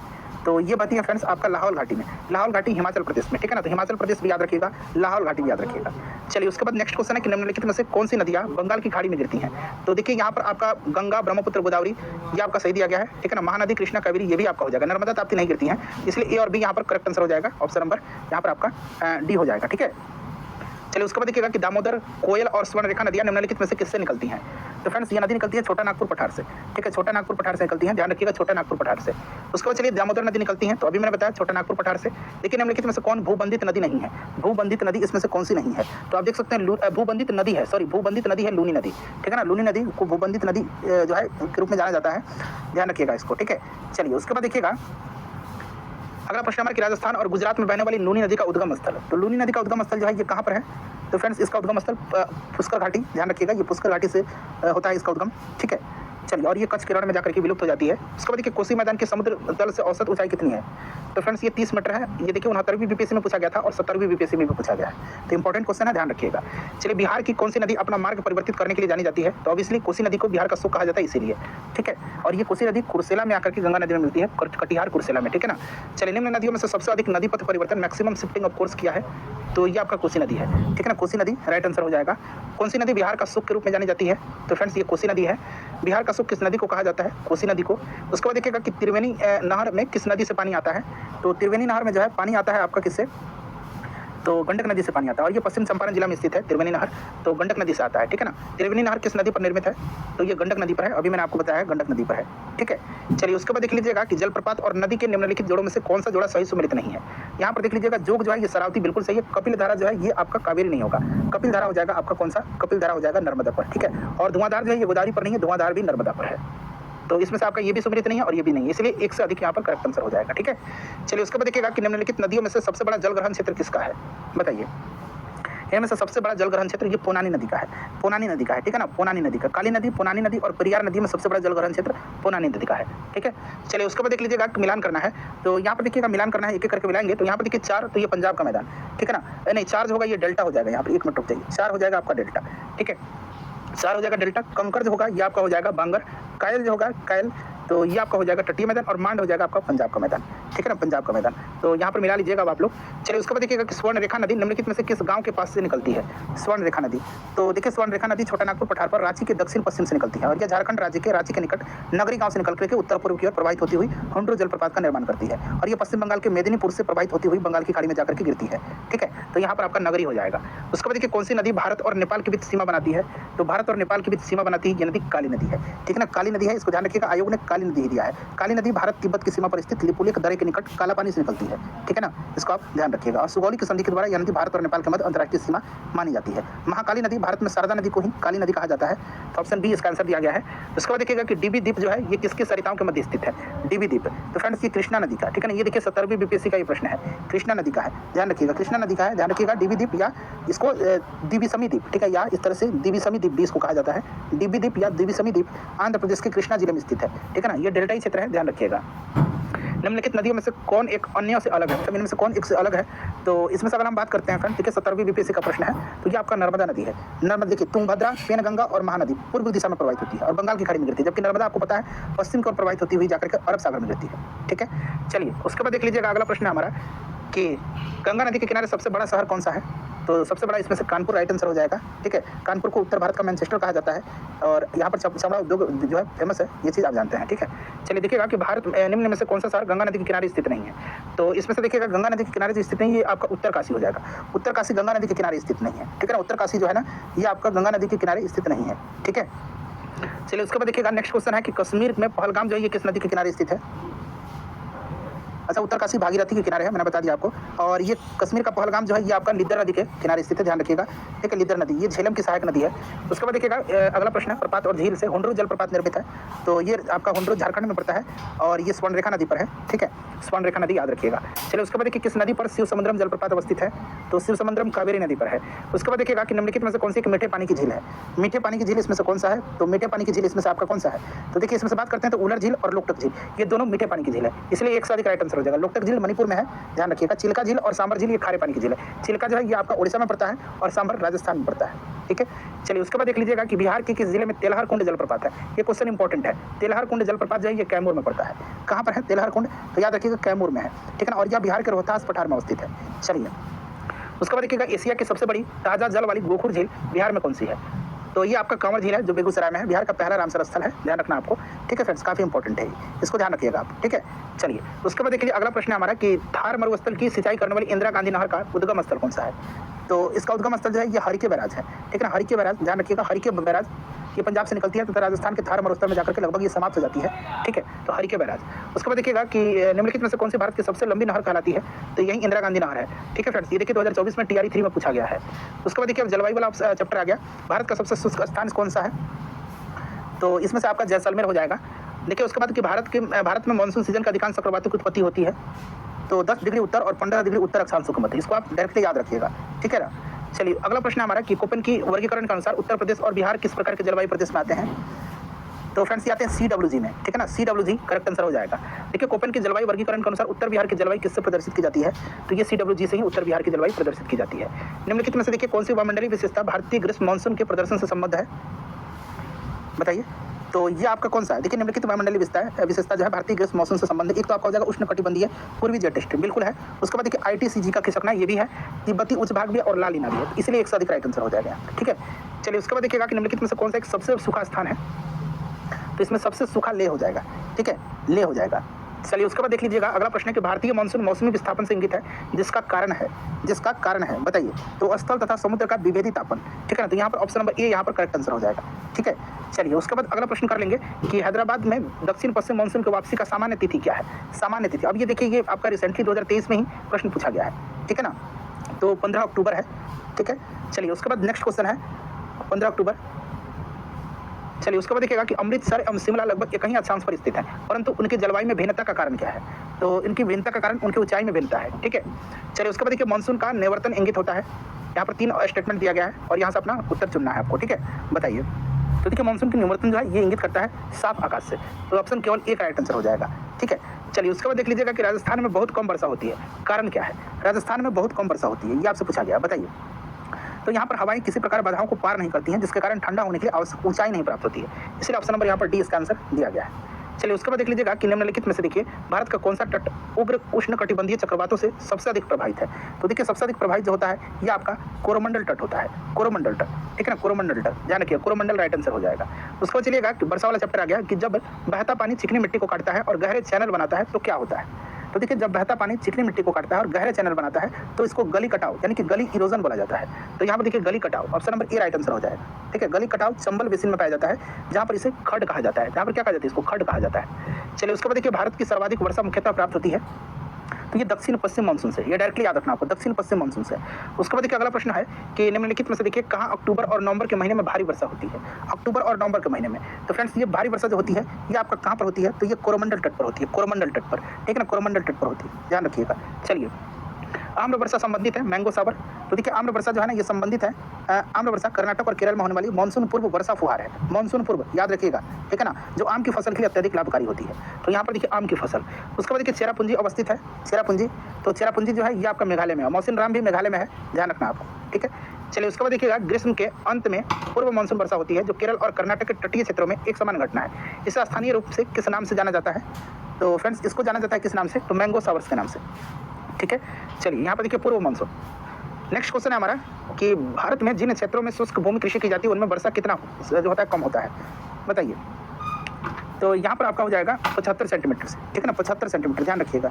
चलिए उसके बाद देखिए अगला प्रश्न है हमारा कि निम्न राज्यों में से किस राज्य में जाड़े के मौसम में बारिश होती है, जाड़े के मौसम में। तो फ्रेंड्स ये तमिलनाडु में होती है, तमिलनाडु में होती है, ठीक है, तमिलनाडु तथा दक्षिण पूर्वी केरल में आंशिक क्षेत्र में ये वर्षा होती है, इसको ध्यान रखिएगा। चलिए उसके बाद देखिएगा प्राकृतिक आपदाएं, यहाँ पर मिलान करना है, ठीक है ना, तो एक एक करके हम लोग मिलान कर लेंगे। तो यहाँ पर देखेंगे आप, तो देखिए बाढ़ हो जाएगा उत्तर प्रदेश और बिहार का मैदान, क्लियर। भूकंप हो जाएगा हिमालय के गिरिपति क्षेत्र, सूखा जो है ये हो जाएगा आपका मध्य पूर्वी भारत, और चक्रवात हो जाएगा झारखंड तथा उत्तरी उड़ीसा, ठीक है। चलिए उसके बाद देखिएगा मिट्टियाँ, काली मिट्टी के बारे में हम लोग पढ़ेंगे। देखिए काली मिट्टी के लिए निम्नलिखित में से किस शब्दावली का प्रयोग होता है, तो काली मिट्टी को रेगुर मिट्टी कहा जाता है। ये चीज़ आप जानते हैं, ठीक है ना, काली मिट्टी को क्या कहा जाता है, काली मिट्टी को रेगुर मिट्टी कहा जाता है, क्लियर। तो यहाँ पर आप देख सकते हैं रेगुर मिट्टी, और इसको जो है काली कपास वाली मिट्टी भी कहा जाता है, ठीक है। तो एक तो आपका हो गया यहाँ पर रेगुर मिट्टी और काली कपास वाली मिट्टी, तो इसीलिए एक से अधिक यहाँ पर राइट आंसर हो जाएगा, ठीक है फ्रेंड्स, इसको आप ध्यान रखिएगा। और कपास की खेती के लिए ये आपकी उपयुक्त होती है। चलिए उसके बाद देखिएगा कि निम्नलिखित में से देखिए किस राज्य में काली मिट्टी पाई जाती है। तो देखिए काली मिट्टी की अगर हम बात करते हैं, तो देखिए काली मिट्टी की बात करते हैं तो काली मिट्टी जो है ना ये आपके पाई जाती है गुजरात में, महाराष्ट्र में, आंध्र प्रदेश में, तमिलनाडु में, ठीक है ना। तो यहाँ पर आप देख सकते हैं गुजरात भी दिया गया, कर्नाटक वगैरह में पाई जाती हैं, ठीक है। तो ध्यान रखिएगा आपका गुजरात, आंध्र प्रदेश, तमिलनाडु, महाराष्ट्र, कर्नाटक, इन सब जगहों पर ये पाई जाती हैं, ठीक है। तो एक से अधिक यहाँ पर करेक्ट आंसर हो जाएगा। उसके बाद देखिए रेगुर किसका नाम है, तो ये काली मिट्टी का। देखिए रेगुर मिट्टी सबसे ज़्यादा है कहाँ पर, तो रेगुर मिट्टी सबसे ज़्यादा जो है फ्रेंड्स ये आपका है महाराष्ट्र में, ठीक है, ध्यान रखिएगा। चलिए उसके बाद देखिएगा दोमट या जलोढ़ मिट्टी। भारत में कौन सी मिट्टी नदियों द्वारा निर्मित है, तो नदी द्वारा जो निर्मित मिट्टी है इसको जलोढ़ मिट्टी कहा जाता है, ठीक है, जलोढ़ मिट्टी, और सबसे ज़्यादा विस्तार इसी का है, ठीक है। चलिए जलोढ़ मिट्टी, और जलोढ़ मिट्टी दो प्रकार की होती है, एक होती है प्राचीन जलोढ़ मिट्टी जिसको कि बांगर कहा जाता है, और एक होती है नवीन जलोढ़ मिट्टी जिसको कि खादर कहा जाता है। देखिए गंगा के मैदान की पुरानी कछारी मिट्टी कहलाती है, पुरानी, तो पुरानी को क्या कहा जाता है, प्राचीन को बांगर कहा जाता है, तो बांगर हो जाएगा, और नवीन को खादर कहा जाता है, ठीक है ना। देखिए पुरानी जलोढ़ मिट्टी का भंडार बिहार के निम्न में से किस क्षेत्र में पाया जाता है, बताइए। तो ये पाया जाता है आपका पूर्णिया और पटना हो जाएगा इसमें से, ठीक है ना, पूर्णिया और पटना ऑप्शन के हिसाब से। चलिए उसके बाद देखिएगा कि डोमटी यानी कि लोम मिट्टी में मिट्टी का कौन सा कण मिलता है, तो इसमें आपका सभी प्रकार का कण मिल जाएगा। इसमें देखिए इसमें आपका जो है बालू का कण भी होगा, उसके बाद आपका जो क्ले है वो भी होता है, और गाद के कण भी होता है, तो यहाँ पर सभी प्रकार के कण हो जाएंगे। देखिए करेवा किस प्रकार की खेती के लिए प्रसिद्ध है, तो करेवा जो है ना ये आपका जो जम्मू कश्मीर है वहाँ पर जाफरान यानी कि जो देसी केसर है उसकी खेती के लिए प्रसिद्ध है, तो केसर राइट आंसर हो जाएगा। चलिए उसके बाद देख लीजिएगा करेवा मृतिका जो जाफरान देखिए आगे ना केसर का एक स्थानीय प्रकार है, उत्पादन के लिए उपयोगी है, कहाँ पाई जाती है, तो ये कश्मीर हिमालय में। उसके बाद देखिएगा कि पौधों को सबसे अधिक पानी किस मिट्टी में मिलता है, तो सबसे अधिक पानी चिकनी मिट्टी में मिलता है। देखिए वृक्ष की जड़ों को मृदा से पानी कैसे मिलता है, वृक्ष की जड़ों को मृदा से पानी कैसे मिलता है, तो ये देखिएगा 2024 में ये प्रश्न पूछा गया, इंपॉर्टेंट क्वेश्चन है ये, केसिका जल, ध्यान रखिएगा, ठीक है ना, केसिका जल, ठीक है, केसिका जल मिट्टी के सूक्ष्म छिद्रों में जमा रहता है, ठीक है। चलिए उसके बाद देखिएगा अगला प्रश्न, किस राज्य में सबसे अधिक लेटराइट मिट्टी है, तो सबसे अधिक लेटराइट मिट्टी जो है ना ये इसमें से बात करें तो मेघालय हो जाएगा, ठीक है, मेघालय में पाई जाती है। उसके बाद देखिएगा कि निम्नलिखित में से देखिए किस मृदा का उपयोग आमतौर पर ईंटों के लिए किया जाता है, ईंट के लिए किसका उपयोग किया जाएगा, लेटराइट मिट्टी का, ठीक है ना, लेटराइट मिट्टी का उपयोग किया जाता है। इस मिट्टी में लोहा, एल्युमिनियम, चूने की मात्रा अधिक होती है। अगला प्रश्न आ गया हमारा, देखिए मृदा अपरदन रोका जा सकता है, तो वन रोपण के द्वारा, ऑब्वियसली वन रोपण के द्वारा, सिंपल सा क्वेश्चन है। उसके बाद देखिए भारत में किस राज्य का सर्वाधिक क्षेत्र घने पतझड़ वाले जंगल से घिरा हुआ है, बताइए, घने पतझड़ वाले जो है वन से घिरा हुआ है, तो ये आपका मध्य प्रदेश है, ठीक है, मध्य प्रदेश याद रखिएगा, इंपॉर्टेंट है, मैं बिल्कुल नया जो फॉरेस्ट रिपोर्ट है उसी के अनुसार आपको बता रहा हूँ, ठीक है। चलिए उसके बाद देखिएगा सुंदरवन क्षेत्र में है, तो ये आपका सघन मैंग्रोव वन में है, ठीक है। चलिए उसके बाद नेक्स्ट क्वेश्चन है कि निम्नलिखित में से किस राज्य में सर्वाधिक क्षेत्र वनों के अंतर्गत पाया जाता है, किस राज्य में? तो ऑब्वियसली ये राज्य जो है कौन सा हो जाएगा? मध्य प्रदेश हो जाएगा। मध्य प्रदेश पाया जाता है, तो मध्य प्रदेश यहाँ पर तो आपका नहीं दिया गया है, ठीक है। चलिए उसके बाद देखिएगा, देखिए जो ये इस तरह का जो आपका फॉरेस्ट रिपोर्ट से रिलेटेड क्वेश्चन होगा ना, आप नया वाला फॉरेस्ट रिपोर्ट पढ़ लीजिएगा, ठीक है ना। चलिए उसके बाद देख लीजिएगा कि हिमालयी भूरा भालू, एशियाई जंगली भैंसे, रेगिस्तानी लोमड़ी किसके उदाहरण है, बताइए। तो फ्रेंड्स ये दुर्लभ प्रजाति के हैं, ठीक है, दुर्लभ प्रजाति के हैं, ये ध्यान रखिएगा। जो आपका IUCN जो है ना, IUCN international union for conservation of nature and natural resources, ये हिमालयी भूरे भालू, जंगली जो एशियाई जंगली भैंसे और रेगिस्तानी लोमड़ी को दुर्लभ प्रजाति के अंतर्गत श्रेणीबद्ध किया है, ठीक है। चलिए निम्नलिखित में से देखिए कौन सा समुद्री जैव विविधता के दृष्टिकोण से दुनिया का सबसे समृद्ध क्षेत्र है, जिसमें ज्वार नदमुख है, समुद्र तट, निकट तटीय पर्यावरण के जंगल, समुद्री घास, प्रवाल भित्ति, नमक के दलदल और मैंग्रोव के साथ साथ 21 द्वीप शामिल हैं। तो ऑब्वियसली ये मन्नार की खाड़ी बायोस्फीयर रिजर्व हो जाएगा, क्योंकि 21 द्वीप शामिल है यहाँ पर, ठीक है, ऑप्शन नंबर बी हो जाएगा। और जैसे ही आप यहाँ पर प्रवाल जब देखेंगे ना, तभी आप समझ जाएंगे ये मन्नार की खाड़ी है। कहाँ पर? यहाँ पर देखिए, आप 1 मिनट दिखा देता हूँ आपको, प्रवाल भित्ति, ठीक है। चलिए उसके बाद देख लीजिएगा कि निम्नलिखित में से देखिए राष्ट्रीय उद्यान वन्यजीव अभयारण्य बिहार में है, तो बिहार में इसमें से आप देख सकते हैं भीमबांध वन्यजीव अभयारण्य है। उसके बाद वाल्मीकि राष्ट्रीय उद्यान जो है ये आपका पड़ता है कहाँ पर? तो पश्चिम चंपारण। भीमबांध पड़ता है मुंगेर में, ठीक है।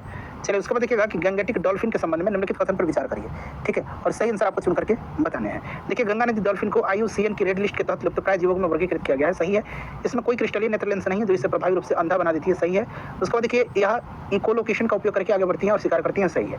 और देखिएगा इसे भारत का राष्ट्रीय जलीय जीव के रूप में भी मान्यता दिया गया है, बिल्कुल ये भी आपका करेक्ट है। 2009 में जो है इसको जलीय जीव के रूप में घोषित किया गया था, तो सभी सही है यहाँ पर। उसके बाद देखिए कांटेदार जंगल नहीं पाए जाते हैं, कांटेदार जंगल नहीं पाए जाते हैं, तो देखिए कांटेदार जंगल शुष्क क्षेत्रों में पाए जाते हैं, और इस प्रकार के जंगल राजस्थान, पंजाब, हरियाणा, पश्चिमी घाट, दक्कन के पठार के शुष्क क्षेत्र, गुजरात के पूर्वी ढलान में पाए जाते हैं, ठीक है। इन जंगलों के कुछ महत्वपूर्ण वृक्ष कैक्टस, खैर, बबूल ये सब है, तो यहाँ पर देखिए कर्नाटक, आंध्र प्रदेश, तमिलनाडु में ये नहीं पाए जाते हैं, ठीक है ना। तो उपयुक्त में से यहाँ पर कोई नहीं करेक्ट आंसर हो जाएगा। नेक्स्ट क्वेश्चन है हमारा कि निम्नलिखित में से देखिए किस राज्य में वन का विस्तार 75% से अधिक नहीं है, 75% से अधिक नहीं है। तो देखिए अगर हम बात करते हैं तो 75% से अधिक नहीं है कुछ में, तो 75% से अधिक इसमें से आपका हो जाएगा मध्य प्रदेश में, ठीक है, और नागालैंड में, ठीक है। तो एक से अधिक यहाँ पर करेक्ट आंसर हो जाएगा, ठीक है। चलिए उसके बाद अगला प्रश्न कर लेंगे कि भारत के कुल भौगोलिक क्षेत्र का वन क्षेत्र का क्या प्रतिशत है। तो देखिए अगर रिसेंट वाला आंकड़ा जो है 2023 का जो फॉरेस्ट रिपोर्ट है उसका अनुसार अगर हम बात करते हैं तो फ्रेंड्स याद रखिएगा, अगर हम वन एवं वृक्ष के क्षेत्रफल की बात करते हैं तो ये दोनों मिलाकर के 25.17% है। अगर अलग अलग बात करते हैं तो देखिए कुल क्षेत्र वन क्षेत्रफल जो है, वन क्षेत्रफल ये आपका है 21.76% पर, और वृक्ष क्षेत्रफल जो है ये 3.14% पर है। तो इन दोनों को जब आप ऐड कर दीजिएगा तो इतना आ जाएगा। तो आप रिसेंट वाला आंकड़ा फ्रेंड्स याद रखिएगा, ठीक है।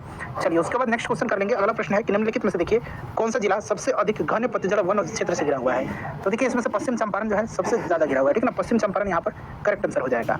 उसके बाद देखिएगा कि प्रतिशत अधिकतम वन क्षेत्र है, प्रतिशत अधिकतम वन क्षेत्र जो है ये आपका कहाँ पर है।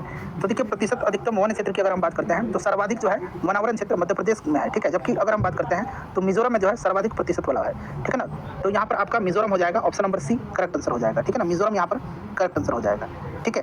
चलिए और अगर पूछा जाए, देखिए ध्यान दीजिएगा, अगर पूछा जाएगा कि अधिकतम वृद्धि जो है वन और वनावरण का, तो ये छत्तीसगढ़ में हुआ है, ठीक है। अधिकतम वृद्धि जो है वनावरण का, ठीक है, तो ये कहाँ पर हुआ है, वनावरण का। वृक्ष और वनावरण तो छत्तीसगढ़ में हुआ है, अधिकतम वृद्धि वनावरण का मिजोरम में हुआ है, ठीक है। सबसे ज्यादा कमी मध्य प्रदेश में हुआ है, ठीक है फ्रेंड्स, याद रखिए। और क्षेत्रफल के हिसाब से सबसे अधिक वन क्षेत्र वाला 3 आपको जो है राज्य याद रखना है। सबसे अधिक वन क्षेत्र वाला, ठीक, मध्य प्रदेश हो गया, उसके बाद अरुणाचल प्रदेश और छत्तीसगढ़, ठीक है। और प्रतिशत में अगर हम बात करते हैं तो प्रतिशत में मिजोरम आ जाएगा राज्यों में, ठीक है ना। और उस तरह से देखा जाए तो लक्षद्वीप सबसे ज़्यादा है, और उसके बाद मिजोरम आ जाएगा। तो यहाँ पर मिजोरम मैंने आपको बता दिया, तो ध्यान रखिएगा इस तरह से। उसके बाद देखिएगा कि भारतवर्ष में देखिए वनस्पति एवं जीवों की कितनी प्रजाति पाई जाती है। तो ये कितनी प्रजाति पाई जाती है फ्रेंड्स, फटाफट बता दीजिए। तो ये पाया जाता है आपका ऑप्शन नंबर ये हो जाएगा 81,000 प्रजाति जीवों की और 47,000 प्रजाति वनस्पतियों की, ठीक है। चलिए ये सब लगभग में आपको ध्यान रखना होता है। देखिए भारत के निम्नलिखित क्षेत्रों में से कहाँ उष्णकटिबंधीय आर्द्र सदाबहार वन नहीं उगते हैं, उष्णकटिबंधीय आर्द्र सदाबहार वन नहीं उगते हैं। तो फ्रेंड्स ये पूर्वी घाट पर, ठीक है ना, पूर्वी घाट पर। देखिए आर्द्र उष्णकटिबंधीय सदाबहार वनों का जो विकास है ये पश्चिमी घाट के पश्चिमी ढलान पर, केरल, कर्नाटक, उत्तर पूर्वी पहाड़ी, अंडमान निकोबार द्वीप समूह पर हुआ है, ठीक है ना। तो यहाँ पर आपका पूर्वी घाट नहीं होगा, तो यहाँ पर पूर्वी घाट राइट आंसर हो जाएगा। उसके बाद देखिए केरल के शांत घाटी यानी कि साइलेंट वैली संरक्षित है, क्योंकि अब याद रखिएगा साइलेंट वैली केरल में है, और ये संरक्षित है क्योंकि इसमें पौधे और जानवरों की बहुत ही दुर्लभ प्रजाति पाई जाती है, ठीक है। तो इसको ध्यान रखिएगा, आपका हो जाएगा ऑप्शन नंबर ए, ठीक है ना, और ऑप्शन ए करेक्ट आंसर हो जाएगा। और चलिए अगला प्रश्न देखिएगा कि पश्चिमी घाट उत्तर पूर्वी क्षेत्र की पहाड़ी और अंडमान एवं निकोबार द्वीप समूह में पाए जाने वाले वन। तो अभी हमने पढ़ा है कि ये वन उष्णकटिबंधीय सदाबहार वन है, ठीक है ना, ध्यान रखना आपको।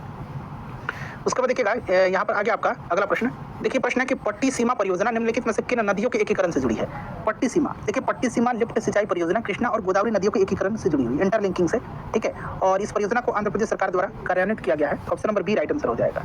उसके बाद देखिए भारत की सिंचाई क्षमता का सर्वाधिक भाग पूरा होता है, तो ये लघु एवं बृहद परियोजनाओं से होता है, ठीक है ना, लघु एवं बृहद दोनों से हो जाएगा।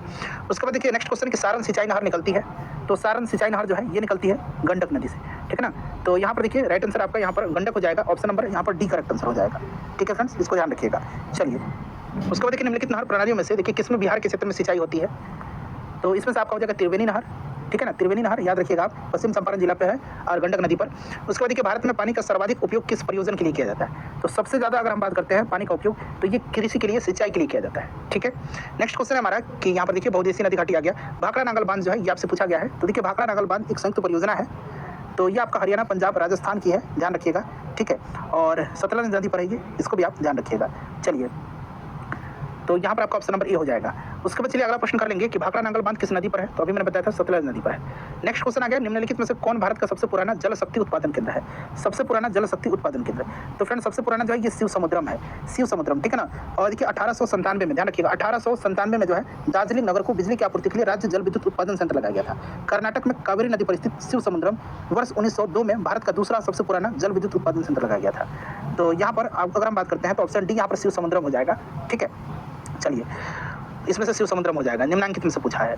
उसके बाद देखिएगा नागार्जुन सागर बांध, तो ये आपको पता है कि ये आपका कृष्णा नदी पर है, नागार्जुन सागर बांध, ठीक है। चलिए और ये आंध्र प्रदेश की सबसे बड़ी परियोजना है, कृष्णा नदी पर है। चलिए और ये वर्तमान में आंध्र प्रदेश, तेलंगाना दोनों राज्यों में विस्तारित है। अब हीराकुंड बांध, तो हीराकुंड बांध जो है ये आप किस नदी पर बनाया गया, तो हीराकुंड महानदी पर बनाया गया है, उड़ीसा में, आपको याद होगा। चलिए उसके बाद देखिएगा दामोदर नदी घाटी, तो देखिए पूछा गया कि मैथन, बेल पहाड़ी और तिलैया बांध किस नदी पर बनाया गया है, तो बहुत ही सिंपल है, बराकर नदी पर, ठीक है ना, बराकर नदी राइट आंसर हो जाएगा। उसके बाद देखिएगा कि प्रधानमंत्री नरेंद्र मोदी ने हाल ही में देखिए मंडल बांध परियोजना की नींव रखी, किस नदी पर जो है यहाँ पूछा गया है कि नींव किस नदी पर बनाने के लिए रखी थी, तो मंडल बांध परियोजना, तो फ्रेंड्स ये रखा इन्होंने उत्तरी कोयल नदी पर, ठीक है ना, उत्तरी कोयल नदी पर। उसके बाद देखिएगा कि चंबल नदी पर राणा प्रताप सागर जल विद्युत परियोजना किस राज्य में स्थित है, तो फ्रेंड्स ये राजस्थान में है, कहाँ पर है, राजस्थान में है, ध्यान रखना आपको, राजस्थान में है।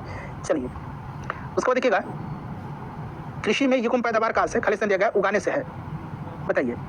तो ये एक विभिन्न मौसमों पर दो फसल, ठीक है ना, युग्म पैदावार कहाँ से, विभिन्न मौसमों पर दो फसल को उगाने से है, ठीक है, डबल क्रॉपिंग इसको मतलब कहा जाएगा युग्म पैदावार को, तो यहाँ पर चलिए ऑप्शन ए हो जाएगा।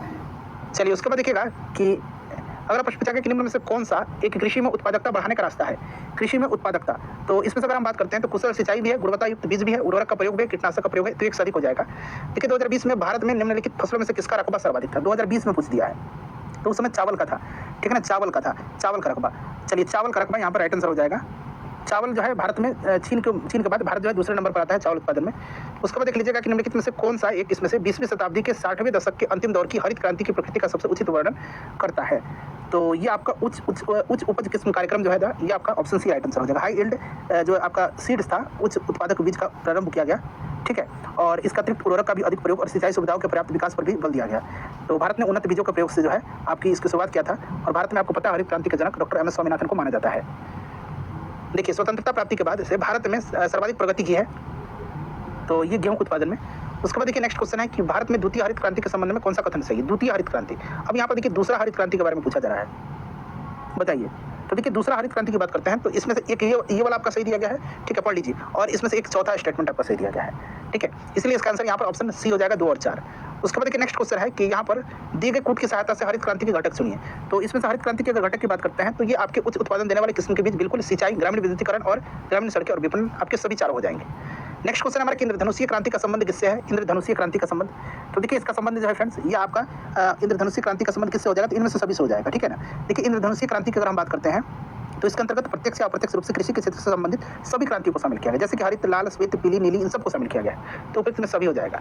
देखिए काली क्रांति संबंधित है, काली क्रांति, तो फ्रेंड्स ये कच्चा तेल उत्पादन से है, ठीक है ना, काली क्रांति, तो ऑप्शन नंबर सी हो जाएगा यहाँ पर। उसके बाद देखिए हरित क्रांति के कारण निम्नलिखित फसलों में से किसके उत्पादन में सर्वाधिक वृद्धि हुई, तो सर्वाधिक वृद्धि हुई थी गेहूं के उत्पादन में, option number B right answer हो जाएगा, ठीक है। चलिए उसके बाद देख लीजिएगा यहाँ पर नकदी फसल में सम्मिलित नहीं है, नकदी फसल में, तो देखिए नकदी फसल में आपका गेहूं नहीं आएगा, गेहूं एक तरह का खाद्यान्न फसल है, ठीक है। चलिए उसके बाद देखिएगा कि चतुर्थ अग्रिम अनुमान के अनुसार वर्ष 2020-21 में भारत में गेहूं का कुल उत्पादन कितना था। अब ये उस समय का ये क्वेश्चन पूछ लिया गया है, तो उस समय की अगर हम बात करते हैं तो अभी वाला देखिए उस समय तो ऑप्शन सी हो जाएगा प्रश्नकाल में, ठीक है, तो ऑप्शन सी हो जाएगा। बट अगर हम 2024-25 की बात करते हैं, जो आर्थिक समीक्षा आया हुआ है 2024-25 के अनुसार 2023-24 में भारत में गेहूं का कुल उत्पादन जो हुआ था ये 113.3 मिलियन टन था, ठीक है। चलिए उसके बाद नेक्स्ट क्वेश्चन कर लेंगे हम लोग कि निम्नलिखित में से कौन सी एक फलीदार फसल है, इसमें से फलीदार फसल, तो इसमें से देखिए फलीदार फसल आपका दलहन हो जाएगा। उसके बाद देखिए भारत का अधिकतम गेहूं उत्पादक राज्य, तो अधिकतम गेहूं उत्पादक राज्य जो है ये उत्तर प्रदेश है, ठीक है। चलिए उसके बाद देखिए खरीफ फसल, देखिए खेती के अंतर्गत जो है क्षेत्र के अनुसार भारत का सबसे महत्वपूर्ण खाद्य फसल कौन सा है। तो भारत का महत्वपूर्ण अगर खाद्य फसल की बात करते हैं तो कौन सा हो जाएगा फ्रेंड्स, तो ये आपका चावल हो जाएगा। उसको देखिए भारत के चावल के कटोरे क्षेत्र का नाम बताइए। तो चावल का कटोरा कहा जाता है आपको किसको, कृष्णा गोदावरी डेल्टा क्षेत्र को, ठीक है, राइस बाउल के नाम से इसको जाना जाता है।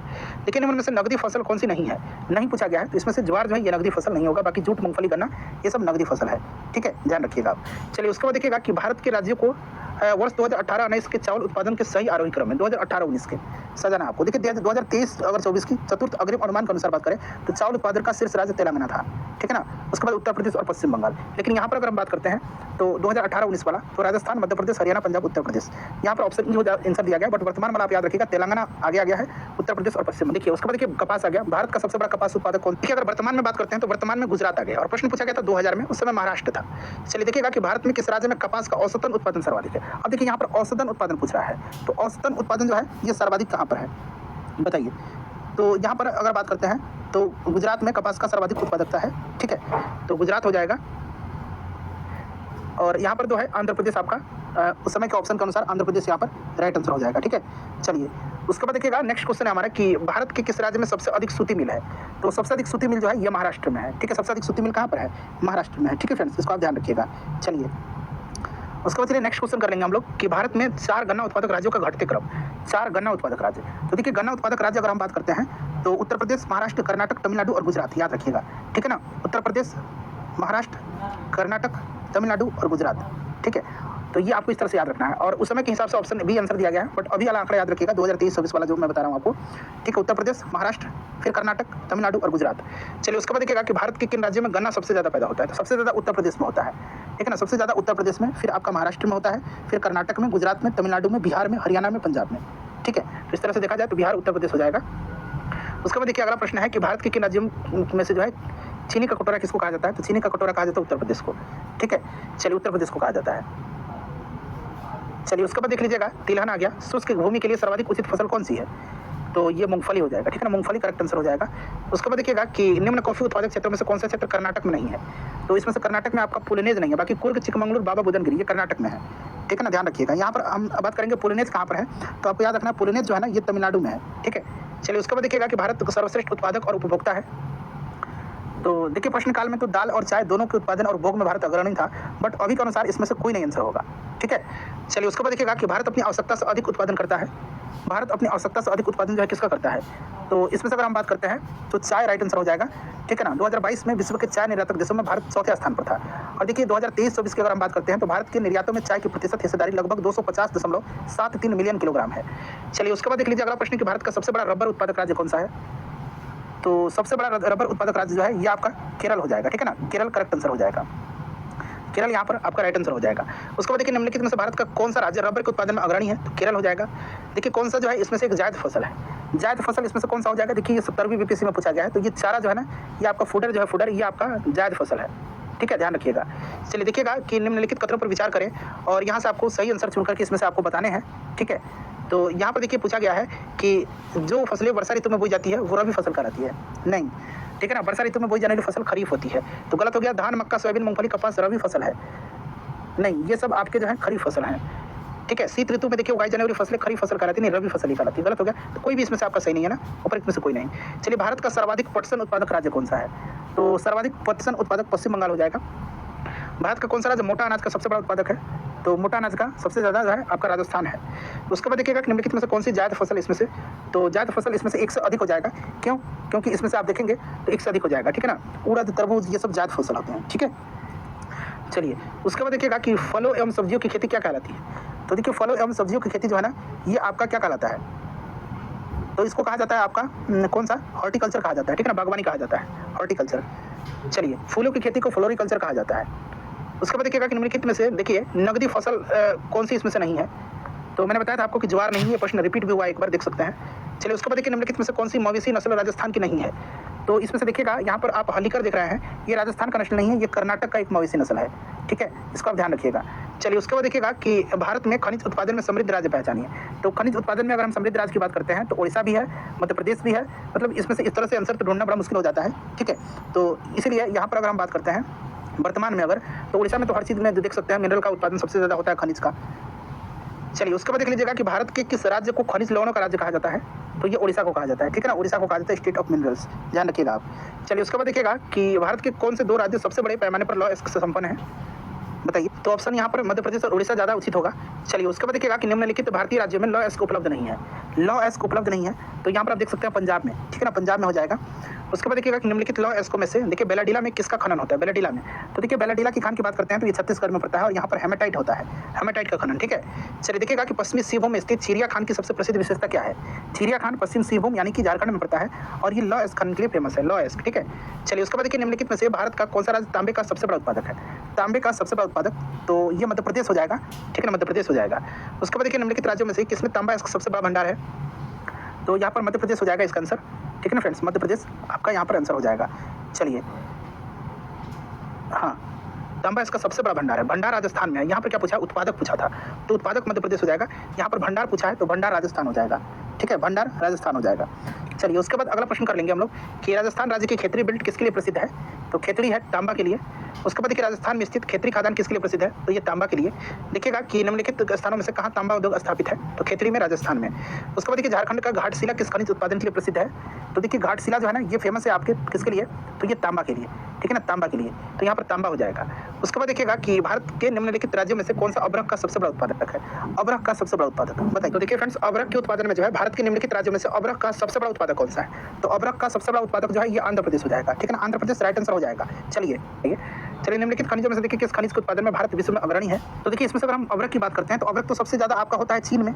उसके बाद तांबा सबसे ज़्यादा चिली में होता है, जिप्सम सबसे ज़्यादा अमेरिका में होगा और लौह सबसे ज़्यादा आपका ऑस्ट्रेलिया में हो जाएगा, तो इसमें से कोई भी भारत नहीं अग्रणी। चलिए उसके बाद देखिएगा कि भारत में प्रथम कोयला खान कहाँ खोदी गई थी, तो ये खोदा गया था रानीगंज में, ठीक है ना, रानीगंज दामोदर नदी के तट पर है रानीगंज, अब ये पश्चिम बंगाल में पड़ता है। चलिए उसके बाद देखिएगा कोयला उत्पादन में राज्यवार घटता क्रम, कोयला उत्पादन में, तो देखिए फ्रेंड्स अगर हम बात करते हैं अभी तो 2021-22 वाला, तो यहाँ पर देखिएगा ये आपका उड़ीसा, छत्तीसगढ़, मध्य प्रदेश हो जाएगा, ठीक है, इसका आप ध्यान रखिएगा। तो देखिए रिसेंटली वाला आप ये सब रिपोर्ट पढ़ लीजिएगा एक बार। देखिए कोरबा कोयला क्षेत्र अवस्थित है, कोरबा कोयला क्षेत्र, तो कोरबा छत्तीसगढ़ में है। उसके बाद देखिए झारखंड में कोयला की खानें स्थित है, झारखंड में कोयला की खानें कहाँ स्थित है, तो फ्रेंड्स ये झरिया में है, ठीक है। चलिए झारखंड के झरिया क्षेत्र में मुख्यतः क्या पाया जाता है, तो झारखंड के झरिया क्षेत्र में मुख्यतः कोयला ही तो पाया जाता है ना। उसके बाद देखिए अगला प्रश्न हमारा कि भारतीय कोयला उद्योग निम्नलिखित समस्याओं पर विचार करे, ठीक है ना, और यहाँ पर राइट आंसर आपको चुन करके बताने हैं। चलिए अब एक एक करके हम लोग पढ़ेंगे। तो देखिएगा यहाँ पर निम्न कोटि का कोयला और कोयला का संचालन में बाधा, बिल्कुल धुलाई संस्थानों की उपयोग क्षमता की कमी, सही है। कोकिंग कोयला के आयात पर जो है बढ़ती निर्भरता, बिल्कुल है। और कार्य संचालन की मित्र, सभी हो जाएगा 1, 2, 3, 4। चलिए उसके बाद अगला प्रश्न करेंगे कि भूमिगत कोयले का दहन किस राज्य में होता है, तो ये झारखंड में होता है, ठीक है फ्रेंड्स। चलिए उसके बाद देखिएगा कि भारत में निम्नलिखित में से कौन सी नदी घाटी कोयले के भंडारों से समृद्ध है, तो ये नदी घाटी आपका कौन सा है, तो देखिए इसमें से अगर हम बात करते हैं तो दामोदर नदी घाटी, सोन नदी घाटी, महानदी घाटी, गोदावरी घाटी, ये सब है, तो एक साथ राइट आंसर हो जाएगा, ठीक है। चलिए उसके बाद देखिए भारत के निम्नलिखित राज्यों में से किसमें कोयले का प्रमुख भंडार है, कोयले का प्रमुख भंडार है, तो कोयले का भंडार अगर हम बात करते हैं तो यहाँ पर उड़ीसा हो जाएगा, ठीक है ना, उड़ीसा करेक्ट आंसर हो जाएगा, उड़ीसा, ठीक है। चलिए उड़ीसा यहाँ पर राइट आंसर हो जाएगा। उसके बाद झारखंड हो जाएगा, तो कोयले का प्रमुख भंडार है, तो यहाँ पर उड़ीसा ही तो आंसर होगा। चलिए उसके बाद देखिएगा कि भारत में सबसे पुराना तेल भंडार कहाँ पर है, तो सबसे पुराना तेल भंडार दिग्बोई असम वाला है, ठीक है ना, ब्रह्मपुत्र घाटी स्थित देश में, ब्रह्मपुत्र घाटी देश की सबसे पुरानी तेल घाटी है, इसको भी ध्यान रखिएगा, ये आपका दिग्बोई असम में है, ठीक है ना। चलिए फ्रेंड्स उसके बाद नेक्स्ट क्वेश्चन है कि भारत में सर्वप्रथम तेल ऊर्जा संकट कब हुआ था, तो ये आपका पता 1970-1980 के दौरान, ठीक है ना, इसका आप ध्यान रखिएगा। चलिए ऑप्शन नंबर यहाँ पर डी करेक्ट आंसर हो जाएगा। नेक्स्ट क्वेश्चन है हमारा कि निम्नलिखित में से कौन सा कथन यहाँ पर सही है, एक एक करके पढ़िएगा और बताइए कौन सा सही है यहाँ पर। तो देखिए अब्रक कोडरमा में पाया जाता है, ठीक है ना, ये आपका सही दिया गया है, ठीक है। चलिए और पेट्रोलियम भंडार अरावली पर्वत पहाड़ियों में पाए जाते हैं, ये आपका गलत दिया गया है। ब्रह्मपुत्र घाटी, गुजरात तट, पश्चिमी तटीय क्षेत्र, इन सब जगहों पर पाए जाते हैं। धारवाड़ चट्टान संरचना में प्राकृतिक गैस पाई जाती है, नहीं इसमें प्राकृतिक गैस नहीं, धात्विक खनिज जैसे कि सोना, मैंगनीज, लोहा, टंगस्टन ये सब पाया जाता है, तो कुल मिलाकर ऑप्शन सी यहाँ पर राइट आंसर हो जाएगा। उसके बाद देखिएगा कि भारत का कौन सा राज्य थोरियम उत्पादन में अग्रणी है, थोरियम उत्पादन में अग्रणी कौन सा है, तो ये केरल हो जाएगा, ठीक है। चलिए नेक्स्ट क्वेश्चन है कि कैमूर पठार किसके लिए प्रसिद्ध है, कैमूर पठार जो है ये किसके लिए प्रसिद्ध है, तो ये चूना पत्थर के लिए है। उसके बाद देखिएगा नेक्स्ट क्वेश्चन है हमारा कि बाढ़ सुपर थर्मल पावर स्टेशन किस राज्य में स्थित है, तो बाढ़ बिहार में पड़ता है, ठीक है ना, आपको ध्यान रखना है, बाढ़ बिहार में है, काफी इंपॉर्टेंट है, और ये पटना जिला में पड़ता है, ठीक है। देखिए चंबल नदी पर राणा प्रताप सागर जल विद्युत परियोजना किस राज्य में है, तो फ्रेंड्स ये राजस्थान में पड़ता है, ठीक है ना, चंबल नदी पर है, ध्यान रखिएगा। उसके बाद देखिए भारत सरकार के कुल विद्युत उत्पादन में जल विद्युत का योगदान कितना प्रतिशत है, बताइए राइट आंसर क्या हो जाएगा, तो वर्तमान परिदृश्य में देखेंगे तो आपका लगभग 12% याद रख सकते हैं आप, ठीक है। चलिए उसके बाद देखिएगा कि भारत में ऊर्जा उत्पादन एवं उपभोग के संबंध में निम्नलिखित में से कौन सा कथन सही नहीं है। कौन सा कथन इसमें से आपका सही नहीं है? 4 कथन दिया गया है, बताइए। तो देखिए अगर वर्तमान में हम बात करते हैं तो कोई भी यहाँ पर आपका सही नहीं दिया गया है, ठीक है। तो ये पूछा कि कौन सा कथन सही नहीं है, तो ए बी डी सही नहीं है। यहाँ पर 1 मिनट देख लीजिए, ए बी डी, ठीक है, ए बी डी सही नहीं है, ए बी और डी सही नहीं है। तो इस तरह से तो कोई मतलब ऑप्शन से तो आप ढूंढ ही नहीं पाएंगे, ठीक है। चलिए भारत में प्रति व्यक्ति ऊर्जा की खपत 1994 में थी, तो 1994 में थी। अब वर्तमान में अगर हम बात करते हैं तो 1994 में 244 किलोग्राम तेल के बराबर थी, और ऑप्शन सी दिया गया 243 किलोग्राम तेल के बराबर यहाँ पर, ठीक है, उस समय का बात है। और देखिएगा अभी के हिसाब से अगर बात करते हैं तो ये कितना हो जाएगा 2023-24 के अनुसार जो है 2023-24 में प्रति व्यक्ति अंतिम ऊर्जा का 43 टन तेल का समतुल्य था, जबकि एनर्जी स्टैटिस्टिक्स इंडिया 2024 के अनुसार 2022-23 में प्रति व्यक्ति आपका ऊर्जा खपत 25,424 मेगावाट है। तो ये सब आप ध्यान रख लीजिएगा।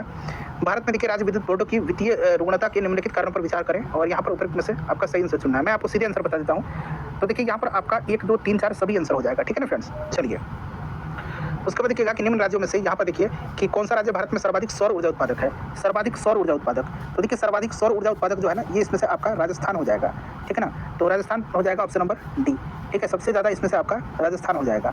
तो राजस्थान आपका करेक्ट आंसर हो जाएगा। चलिए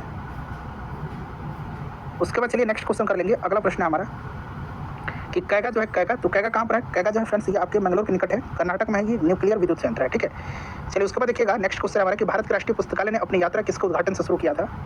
तो ये आपका किया था किसके उद्घाटन से? तो ध्यान रखिएगा ये मार्च 1837 में कलकत्ता पब्लिक लाइब्रेरी से, ठीक है। तो इसको ध्यान रखना है, कलकत्ता पब्लिक लाइब्रेरी के गठन के साथ शुरू हुआ था 1837 में। चलिए उसके बाद देखिएगा कि देखिए स्टेनलेस स्टील मिश्र धातु है, तो ये लोहा और क्रोमियम का है। उसके बाद देखिए नेक्स्ट क्वेश्चन है कि भारत में कतिपय लौह इस्पात संयंत्र पश्चिमी तट में से होकर के आयोजित किए जाते हैं, ठीक है। इस उद्योग के ऐसे अवस्थितीय स्थानांतरण का प्रमुख कारण क्या है? तो देखिए इसका प्रमुख कारण है कि गोवा एवं मध्य प्रदेश के कुछ भागों में उत्तम श्रेणी के लौह निक्षेपों का मिलना और इस क्षेत्र से इस्पात निर्यात की तुलनात्मक सुविधा, ठीक है ना। तो ऑप्शन बी यहाँ पर राइट आंसर हो जाएगा। उसके बाद देखिए टिस्को संयंत्र किसके नज़दीक स्थित है? तो टिस्को संयंत्र जो है ये नज़दीक है टाटा नगर की, ठीक है ना। टाटा नगर के नज़दीक है टिस्को, यानी कि Tata iron and steel company limited. 1907 में इसकी स्थापना हुई थी, 1907 में, याद रखिएगा। उसके बाद देखिए Tata iron and steel company की स्थापना किस वर्ष हुई थी, वही पूछा गया। तो 1907, अभी जैसे मैंने आपको बताया है। देखिएगा कि तमिलनाडु में सर्वाधिक सूती वस्त्र के कारखाने कहाँ पाए जाते हैं? तो फ्रेंड्स ये कोयम्बटूर में पाए जाते हैं, ठीक है ना, कोयम्बटूर में पाए जाते हैं। चलिए उसके बाद देखिए अगला प्रश्न है कि निम्नलिखित में से कौन सा उद्योग का केंद्र है? तो ये आपका हो जाएगा इसमें से भीलवाड़ा, ठीक है ना। भीलवाड़ा वस्त्र उद्योग का केंद्र है। यहाँ पर देखिए वस्त्र उद्योग का केंद्र, ठीक है ना, ध्यान रखिए वस्त्र उद्योग राजस्थान में पड़ता है ये। बिहार में डालमिया नगर किसके लिए प्रसिद्ध है? तो डालमिया नगर जो है फ्रेंड्स ये सीमेंट के लिए प्रसिद्ध है, डालमिया नगर, ध्यान रखिएगा, ठीक है। चलिए उसके बाद देखिए अगला प्रश्न है कि भारत का प्रथम उर्वरक संयंत्र कहाँ लगा था? तो देखिए भारत में अगर सार्वजनिक क्षेत्र का प्रथम उर्वरक संयंत्र की बात करते हैं तो 1951 में बिहार में, वर्तमान में झारखंड में पड़ता है, सिंदरी में स्थापित किया गया था, सिंदरी में, ठीक है ना। इसके बाद नांगल में पंजाब में उर्वरक संयंत्र स्थापित हुआ था। भारत का प्रथम उर्वरक संयंत्र 1906 में जो है रानीपेट तमिलनाडु में लगाया गया था। 1906 में रानीपेट तमिलनाडु में, 1906 में रानीपेट तमिलनाडु में, ठीक है ना। और 1951 में जो है सिंदरी में लगा था। तो अभी हम सिंदरी ही मान करके चल सकते हैं आप, ठीक है। देखिए अखबारी कागज उद्योग निम्न में से किस स्थान पर अवस्थित है? तो ये आपका है कहाँ पर? नेपानगर में। ये नेपानगर मध्य प्रदेश में पड़ता है, ठीक है। चलिए छत्तीसगढ़ में देखिए सीमेंट उद्योग विकसित है क्योंकि यहाँ मुख्य रूप से उपलब्ध है। तो यहाँ पर मुख्य रूप से जो है उपलब्ध है क्या क्या, ये आपसे पूछा जा रहा है। तो फ्रेंड्स देखिए इसमें से अगर हम बात करते हैं तो चूना पत्थर भी वहाँ पर उपलब्ध है और सस्ता श्रम भी है, बिल्कुल। तो यहाँ पर आंसर के साथ क्या जाएंगे हम? तो चूना पत्थर ज़्यादा बेटर हो सकता है, ठीक है। चलिए उसके बाद देखिएगा कि निम्नलिखित स्थानों में से यहाँ उद्योगों के साथ मिलाना है, ठीक है। अब देखिए बेंगलुरु जो है ये किसके लिए फेमस है? बेंगलुरु, तो देखिए बेंगलुरु हो जाएगा आपका वायुयान के साथ, ठीक है। कोरबा हो जाएगा आपका किसके साथ? कोरबा हो जाएगा एल्युमिनियम के साथ। जमशेदपुर हो जाएगा लोहा इस्पात और मलाजखंड हो जाएगा आपका तांबा, ठीक है। कि भारत में कुल कितने राष्ट्रीय राजमार्ग हैं और उनकी कुल लंबाई तकरीबन कितनी है? देखिए ये 2001 में प्रश्न पूछा गया है, ठीक है। 31 दिसंबर 2024 की स्थिति के अनुसार भारत में कुल राष्ट्रीय राजमार्ग की लंबाई अगर हम बात करते हैं तो ये आपका कितना है? तो यहाँ मैं लिख देता हूँ 146195 किलोमीटर, ठीक है, ध्यान रखिएगा आप। चलिए उसके बाद देखिए स्वर्णिम चतुर्भुज क्या है? स्वर्णिम चतुर्भुज, तो देखिए स्वर्णिम चतुर्भुज जो है ना ये आपका इसमें से है राष्ट्रीय राजमार्ग परियोजना, ठीक है ना, स्वर्णिम चतुर्भुज। और इसके अंतर्गत जो है दिल्ली, मुंबई, कलकत्ता और चेन्नई जो है ये सब आता है, इन्हीं को जोड़ती है ये स्वर्णिम चतुर्भुज राजमार्ग परियोजना। चलिए उसके बाद अगला प्रश्न हमारा कि निम्नलिखित में से कौन सा 2 चरम स्थान पूर्व पश्चिम गलियारे से जुड़े हुए हैं? पूर्व और पश्चिम, तो पूर्व में आपका हो जाएगा कौन सा? असम का सिलचर, और पश्चिम में हो जाएगा आपका कौन? गुजरात का जो है पोरबंदर। तो यहाँ पर आप देख सकते हैं सिलचर और पोरबंदर हो जाएगा। उसके बाद देखिए भारत का 40% सड़क परिवहन होता है, तो ये आपका होता है 40% किससे? तो राष्ट्रीय राजमार्ग से, ठीक है, राष्ट्रीय राजमार्ग से। चलिए उसके बाद देखिएगा कि भारत में सबसे पहले रेल तैयार हुआ था कब? तो रेल तैयार सबसे पहले हुआ था आपका 1853 में, रेल मार्ग तैयार हुआ था, ठीक है ना। 1853 में बम्बई से थाने के बीच चला गया था 16 अप्रैल को। देखिए बड़ी लाइन की 2 पटरियों के बीच की दूरी होती है तो ये 5.5 फीट होती है। ठीक है फ्रेंड्स, ध्यान रखिएगा आप। चलिए उसके बाद नेक्स्ट क्वेश्चन हमारा कि रेलवे का जोन मुख्यालय हाजीपुर स्थित है। तो हाजीपुर आपका बिहार में है। ठीक है, बिहार में है हाजीपुर, आपको ध्यान रखना है। पूर्व मध्य रेलवे का ये मुख्यालय है। पूर्व मध्य रेलवे का ये मुख्यालय है। ठीक है, चलिए उसके बाद देखिएगा कि निम्नलिखित नंबर की राजधानी ट्रेन में से कौन सी एक अधिकतम दूरी तय करती है। तो इसमें से अधिकतम दूरी तय करती है आपका त्रिवेंद्रम सेंट्रल वाली। ठीक है, तो त्रिवेंद्रम सेंट्रल वाली हो जाएगा। उसके बाद देखिएगा नेक्स्ट क्वेश्चन है पारादीप बंदरगाह कहाँ पर है। तो पारादीप उड़ीसा में पड़ता है। मार्मा पतन कहाँ पर है। तो मार्मा जो है फ्रेंड्स ये आपका गोवा में पड़ जाएगा। भारत का 13वां बंदरगाह किस राज्य में स्थापित किया गया है। तो ये बदामन आपने पढ़ा होगा, बदामन महाराष्ट्र में। ठीक है ना, तो यहाँ पर महाराष्ट्र हो जाएगा। राष्ट्रीय जलमार्ग 1 जोड़ता है। तो राष्ट्रीय जलमार्ग 1 जो है ये जोड़ता है आपका हल्दिया को इलाहाबाद से। ठीक है, इसको ध्यान रखिएगा। उसके बाद जवाहरलाल नेहरू बंदरगाह किस राज्य में स्थित है। तो ये महाराष्ट्र में है जवाहरलाल नेहरू बंदरगाह। ठीक है फ्रेंड्स, इसको आप ध्यान रखिएगा। चलिए उसके बाद देखिएगा कि निम्नलिखित बंदरगाहों में से कौन कृत्रिम बंदरगाह है। देखिए 70वीं बीपीएससी में पूछा गया है। तो इसमें से आपका कृत्रिम बंदरगाह चेन्नई हो जाएगा। उसके बाद चलिए नेक्स्ट क्वेश्चन हमारा कि भारत के निम्नलिखित बंदरगाहों को उत्तर से दक्षिण दिशा में व्यवस्थित करना है। उत्तर से दक्षिण में, ठीक है ना, उत्तर से दक्षिण में। तो उत्तर से दक्षिण में अगर व्यवस्थित करेंगे तो आपका सबसे पहले आ जाएगा विशाखापट्टनम, उसके बाद आपका काकीनाडा, फिर आपका आ जाएगा मछलीपट्टनम और फिर नागीपट्टनम। ठीक है, चलिए तो एक यहाँ पर 4 1 2 3 हो जाएगा। उसके बाद देखिएगा कि भारत के निम्नलिखित थर्मल पावर प्रोजेक्टों को पूर्व से पश्चिम दिशा में व्यवस्थित करिए। पूर्व से पश्चिम दिशा में, ठीक है, पूर्व से पश्चिम। तो देखिए पूर्व से अगर पश्चिम की बात करते हैं तो सबसे पहले इसमें नामरूप आ जाएगा, ये असम में है, तो सबसे पूर्व में चला गया। उसके बाद आपका ओबरा आ गया, ये आपका उत्तर प्रदेश में है। उसके बाद परीक्षा आ गया, परीक्षा उत्तर प्रदेश में है। और फिर कोटा आ जाएगा राजस्थान में। ठीक है, चलिए उसके बाद देख लीजिएगा नेक्स्ट क्वेश्चन है कि वह दराज जो सर्वाधिक ऊंचाई पर अवस्थित है। वह दराज जो सर्वाधिक ऊंचाई पर अवस्थित है, बताइए। तो देखिए इसमें से हम बात करते हैं तो इसमें से देखिए दिए गए विकल्प में नाथुला सर्वाधिक ऊंचाई पर स्थित है। नाथुला जो है इसमें से सर्वाधिक ऊंचाई पर है। ठीक है, बट इसमें से अगर हम बात करते हैं तो भारत का सर्वाधिक ऊंचाई पर अवस्थित दरा यांगजी दीवान है। यांगजी दीवान है, तो यांगजी दीवान तो ऑप्शन में था ही नहीं, यांगजी दीवान। ठीक है ना, इसलिए यहाँ से कोई नहीं आंसर होगा इसका। निम्नलिखित लगा देता तब यहाँ पर नाथुला के साथ हम लोग चले जाते हैं। ठीक है, चलिए उसके बाद देखिएगा कि भारत में घड़ियाल प्रजनन केंद्र कहाँ स्थापित किया गया है। तो फ्रेंड्स ये मध्य प्रदेश के मुरैना में किया गया है। उसके बाद देखिए गंगा डेल्टा के सदाबहार वन क्षेत्र को क्या कहते हैं। सिंपल सा क्वेश्चन है, इसको सुंदरवन कहा जाता है। उसके बाद देखिए निम्नलिखित में से किस राज्य में नगरीकरण सर्वाधिक हुआ है। तो नगरीकरण सर्वाधिक गोवा में हुआ है। उसके बाद देखिएगा कि भारतवर्ष में सर्वप्रथम दूरभाष का प्रादुर्भाव किस वर्ष हुआ था। तो ये 1851 में हुआ था। ठीक है, सर्वप्रथम टेलीग्राफ सेवा कलकत्ता और डायमंड हार्बर के बीच शुरू हुआ था। चलिए उसके बाद देखिए निम्नलिखित में से किस स्थान में कांगेर घाटी राष्ट्रीय उद्यान है। तो कांगेर घाटी जो है फ्रेंड्स ये आपका छत्तीसगढ़ में है। चलिए उसके बाद देखिएगा कि 1954 में किन दो देशों के बीच कोसी सिंचाई और जल विद्युत परियोजना समझौता हस्ताक्षरित हुआ था। तो ये भारत और नेपाल के बीच हुआ था। नेक्स्ट क्वेश्चन देख लीजिए, अगला प्रश्न है कि RL सिंह के वर्गीकरण स्कीम के अनुसार बिहार किस प्रकार के जलवायु क्षेत्र में आता है। तो बिहार जो आता है या तो आपका उपाद्र संक्रमणकालीन। ठीक है, देखिएगा कि भारत में शक्तिशाली एल नीनो का कारण है, तो ये अतिवर्षा का कारण है। देखिएगा पूर्वी उत्तर प्रदेश और बिहार के भाग निम्नलिखित मैदानों में से किसमें सम्मिलित हैं। तो फ्रेंड्स ये मध्य गंगा के मैदान में। नेक्स्ट क्वेश्चन देखिए मगध और अंग मैदान निम्नलिखित में से किसके हिस्से हैं। तो ये आपका निम्न गंगा का मैदान है। नेक्स्ट क्वेश्चन देखिए वाल्मीकि टाइगर रिजर्व किस जिला में है। तो ये पश्चिम चंपारण में है। देखिएगा कुरियर सेवा से प्रतिस्पर्धा के लिए भारतीय डाक विभाग ने द्रुत डाक सेवा का आरंभ कब किया। तो देखिए द्रुत डाक सेवा का आरंभ जो किया गया था ये किया गया था 1986 में। ठीक है, चलिए यानी कि स्पीड पोस्ट का। उसके बाद देखिए भारत का स्थलाकृत मानचित्र किस संगठन के द्वारा बनाया जाता है। तो ये बनाया जाता है भारतीय सर्वेक्षण के द्वारा। देखिएगा हैदराबाद शहर निम्नलिखित देशों में से किसमें स्थित है। देखिए एक हैदराबाद जो है भारत में है, तेलंगाना की राजधानी है, और एक हैदराबाद पाकिस्तान में भी है, पाकिस्तान के सिंध प्रांत में है। ठीक है ना, तो एक साथ राइट आंसर हो जाएगा, पाकिस्तान भी हो जाएगा, भारत भी हो जाएगा। तो फ्रेंड्स ये पूरा 71 बीपीएससी घटना चक्र इंडियन ज्योग्राफी मैंने आपको कवर करा दिया। सेशन को प्लीज लाइक कर दीजिए और इसको शेयर कर दीजिए। रोहन सुनो, वी नीड टू टॉक। होकर उसके बाद बात करते हैं। कहीं रिया को बॉयज ट्रिप के बारे में तो नहीं पता चल गया। एक काम करता हूँ, इसके लिए ना शॉपिंग कर लेता हूँ, शायद मान जाए ट्रिप के लिए। रिया, ये सब मेरे लिए? हाँ वो सब छोड़ो, तुमने कहा था वी नीड टू टॉक। अरे हाँ, मैं सोच रही थी अपनी डेट नाइट पे अपन मैक्सिकन रेस्टोरेंट चलें। आई नो हमने एशियन डिसाइड किया था, पर मैं सोच रही थी बैंक बैलेंस का बैलेंस बिगड़ गया होगा ना। वाइफ लविंग लोगों के लिए रिंग है ना। रिंग?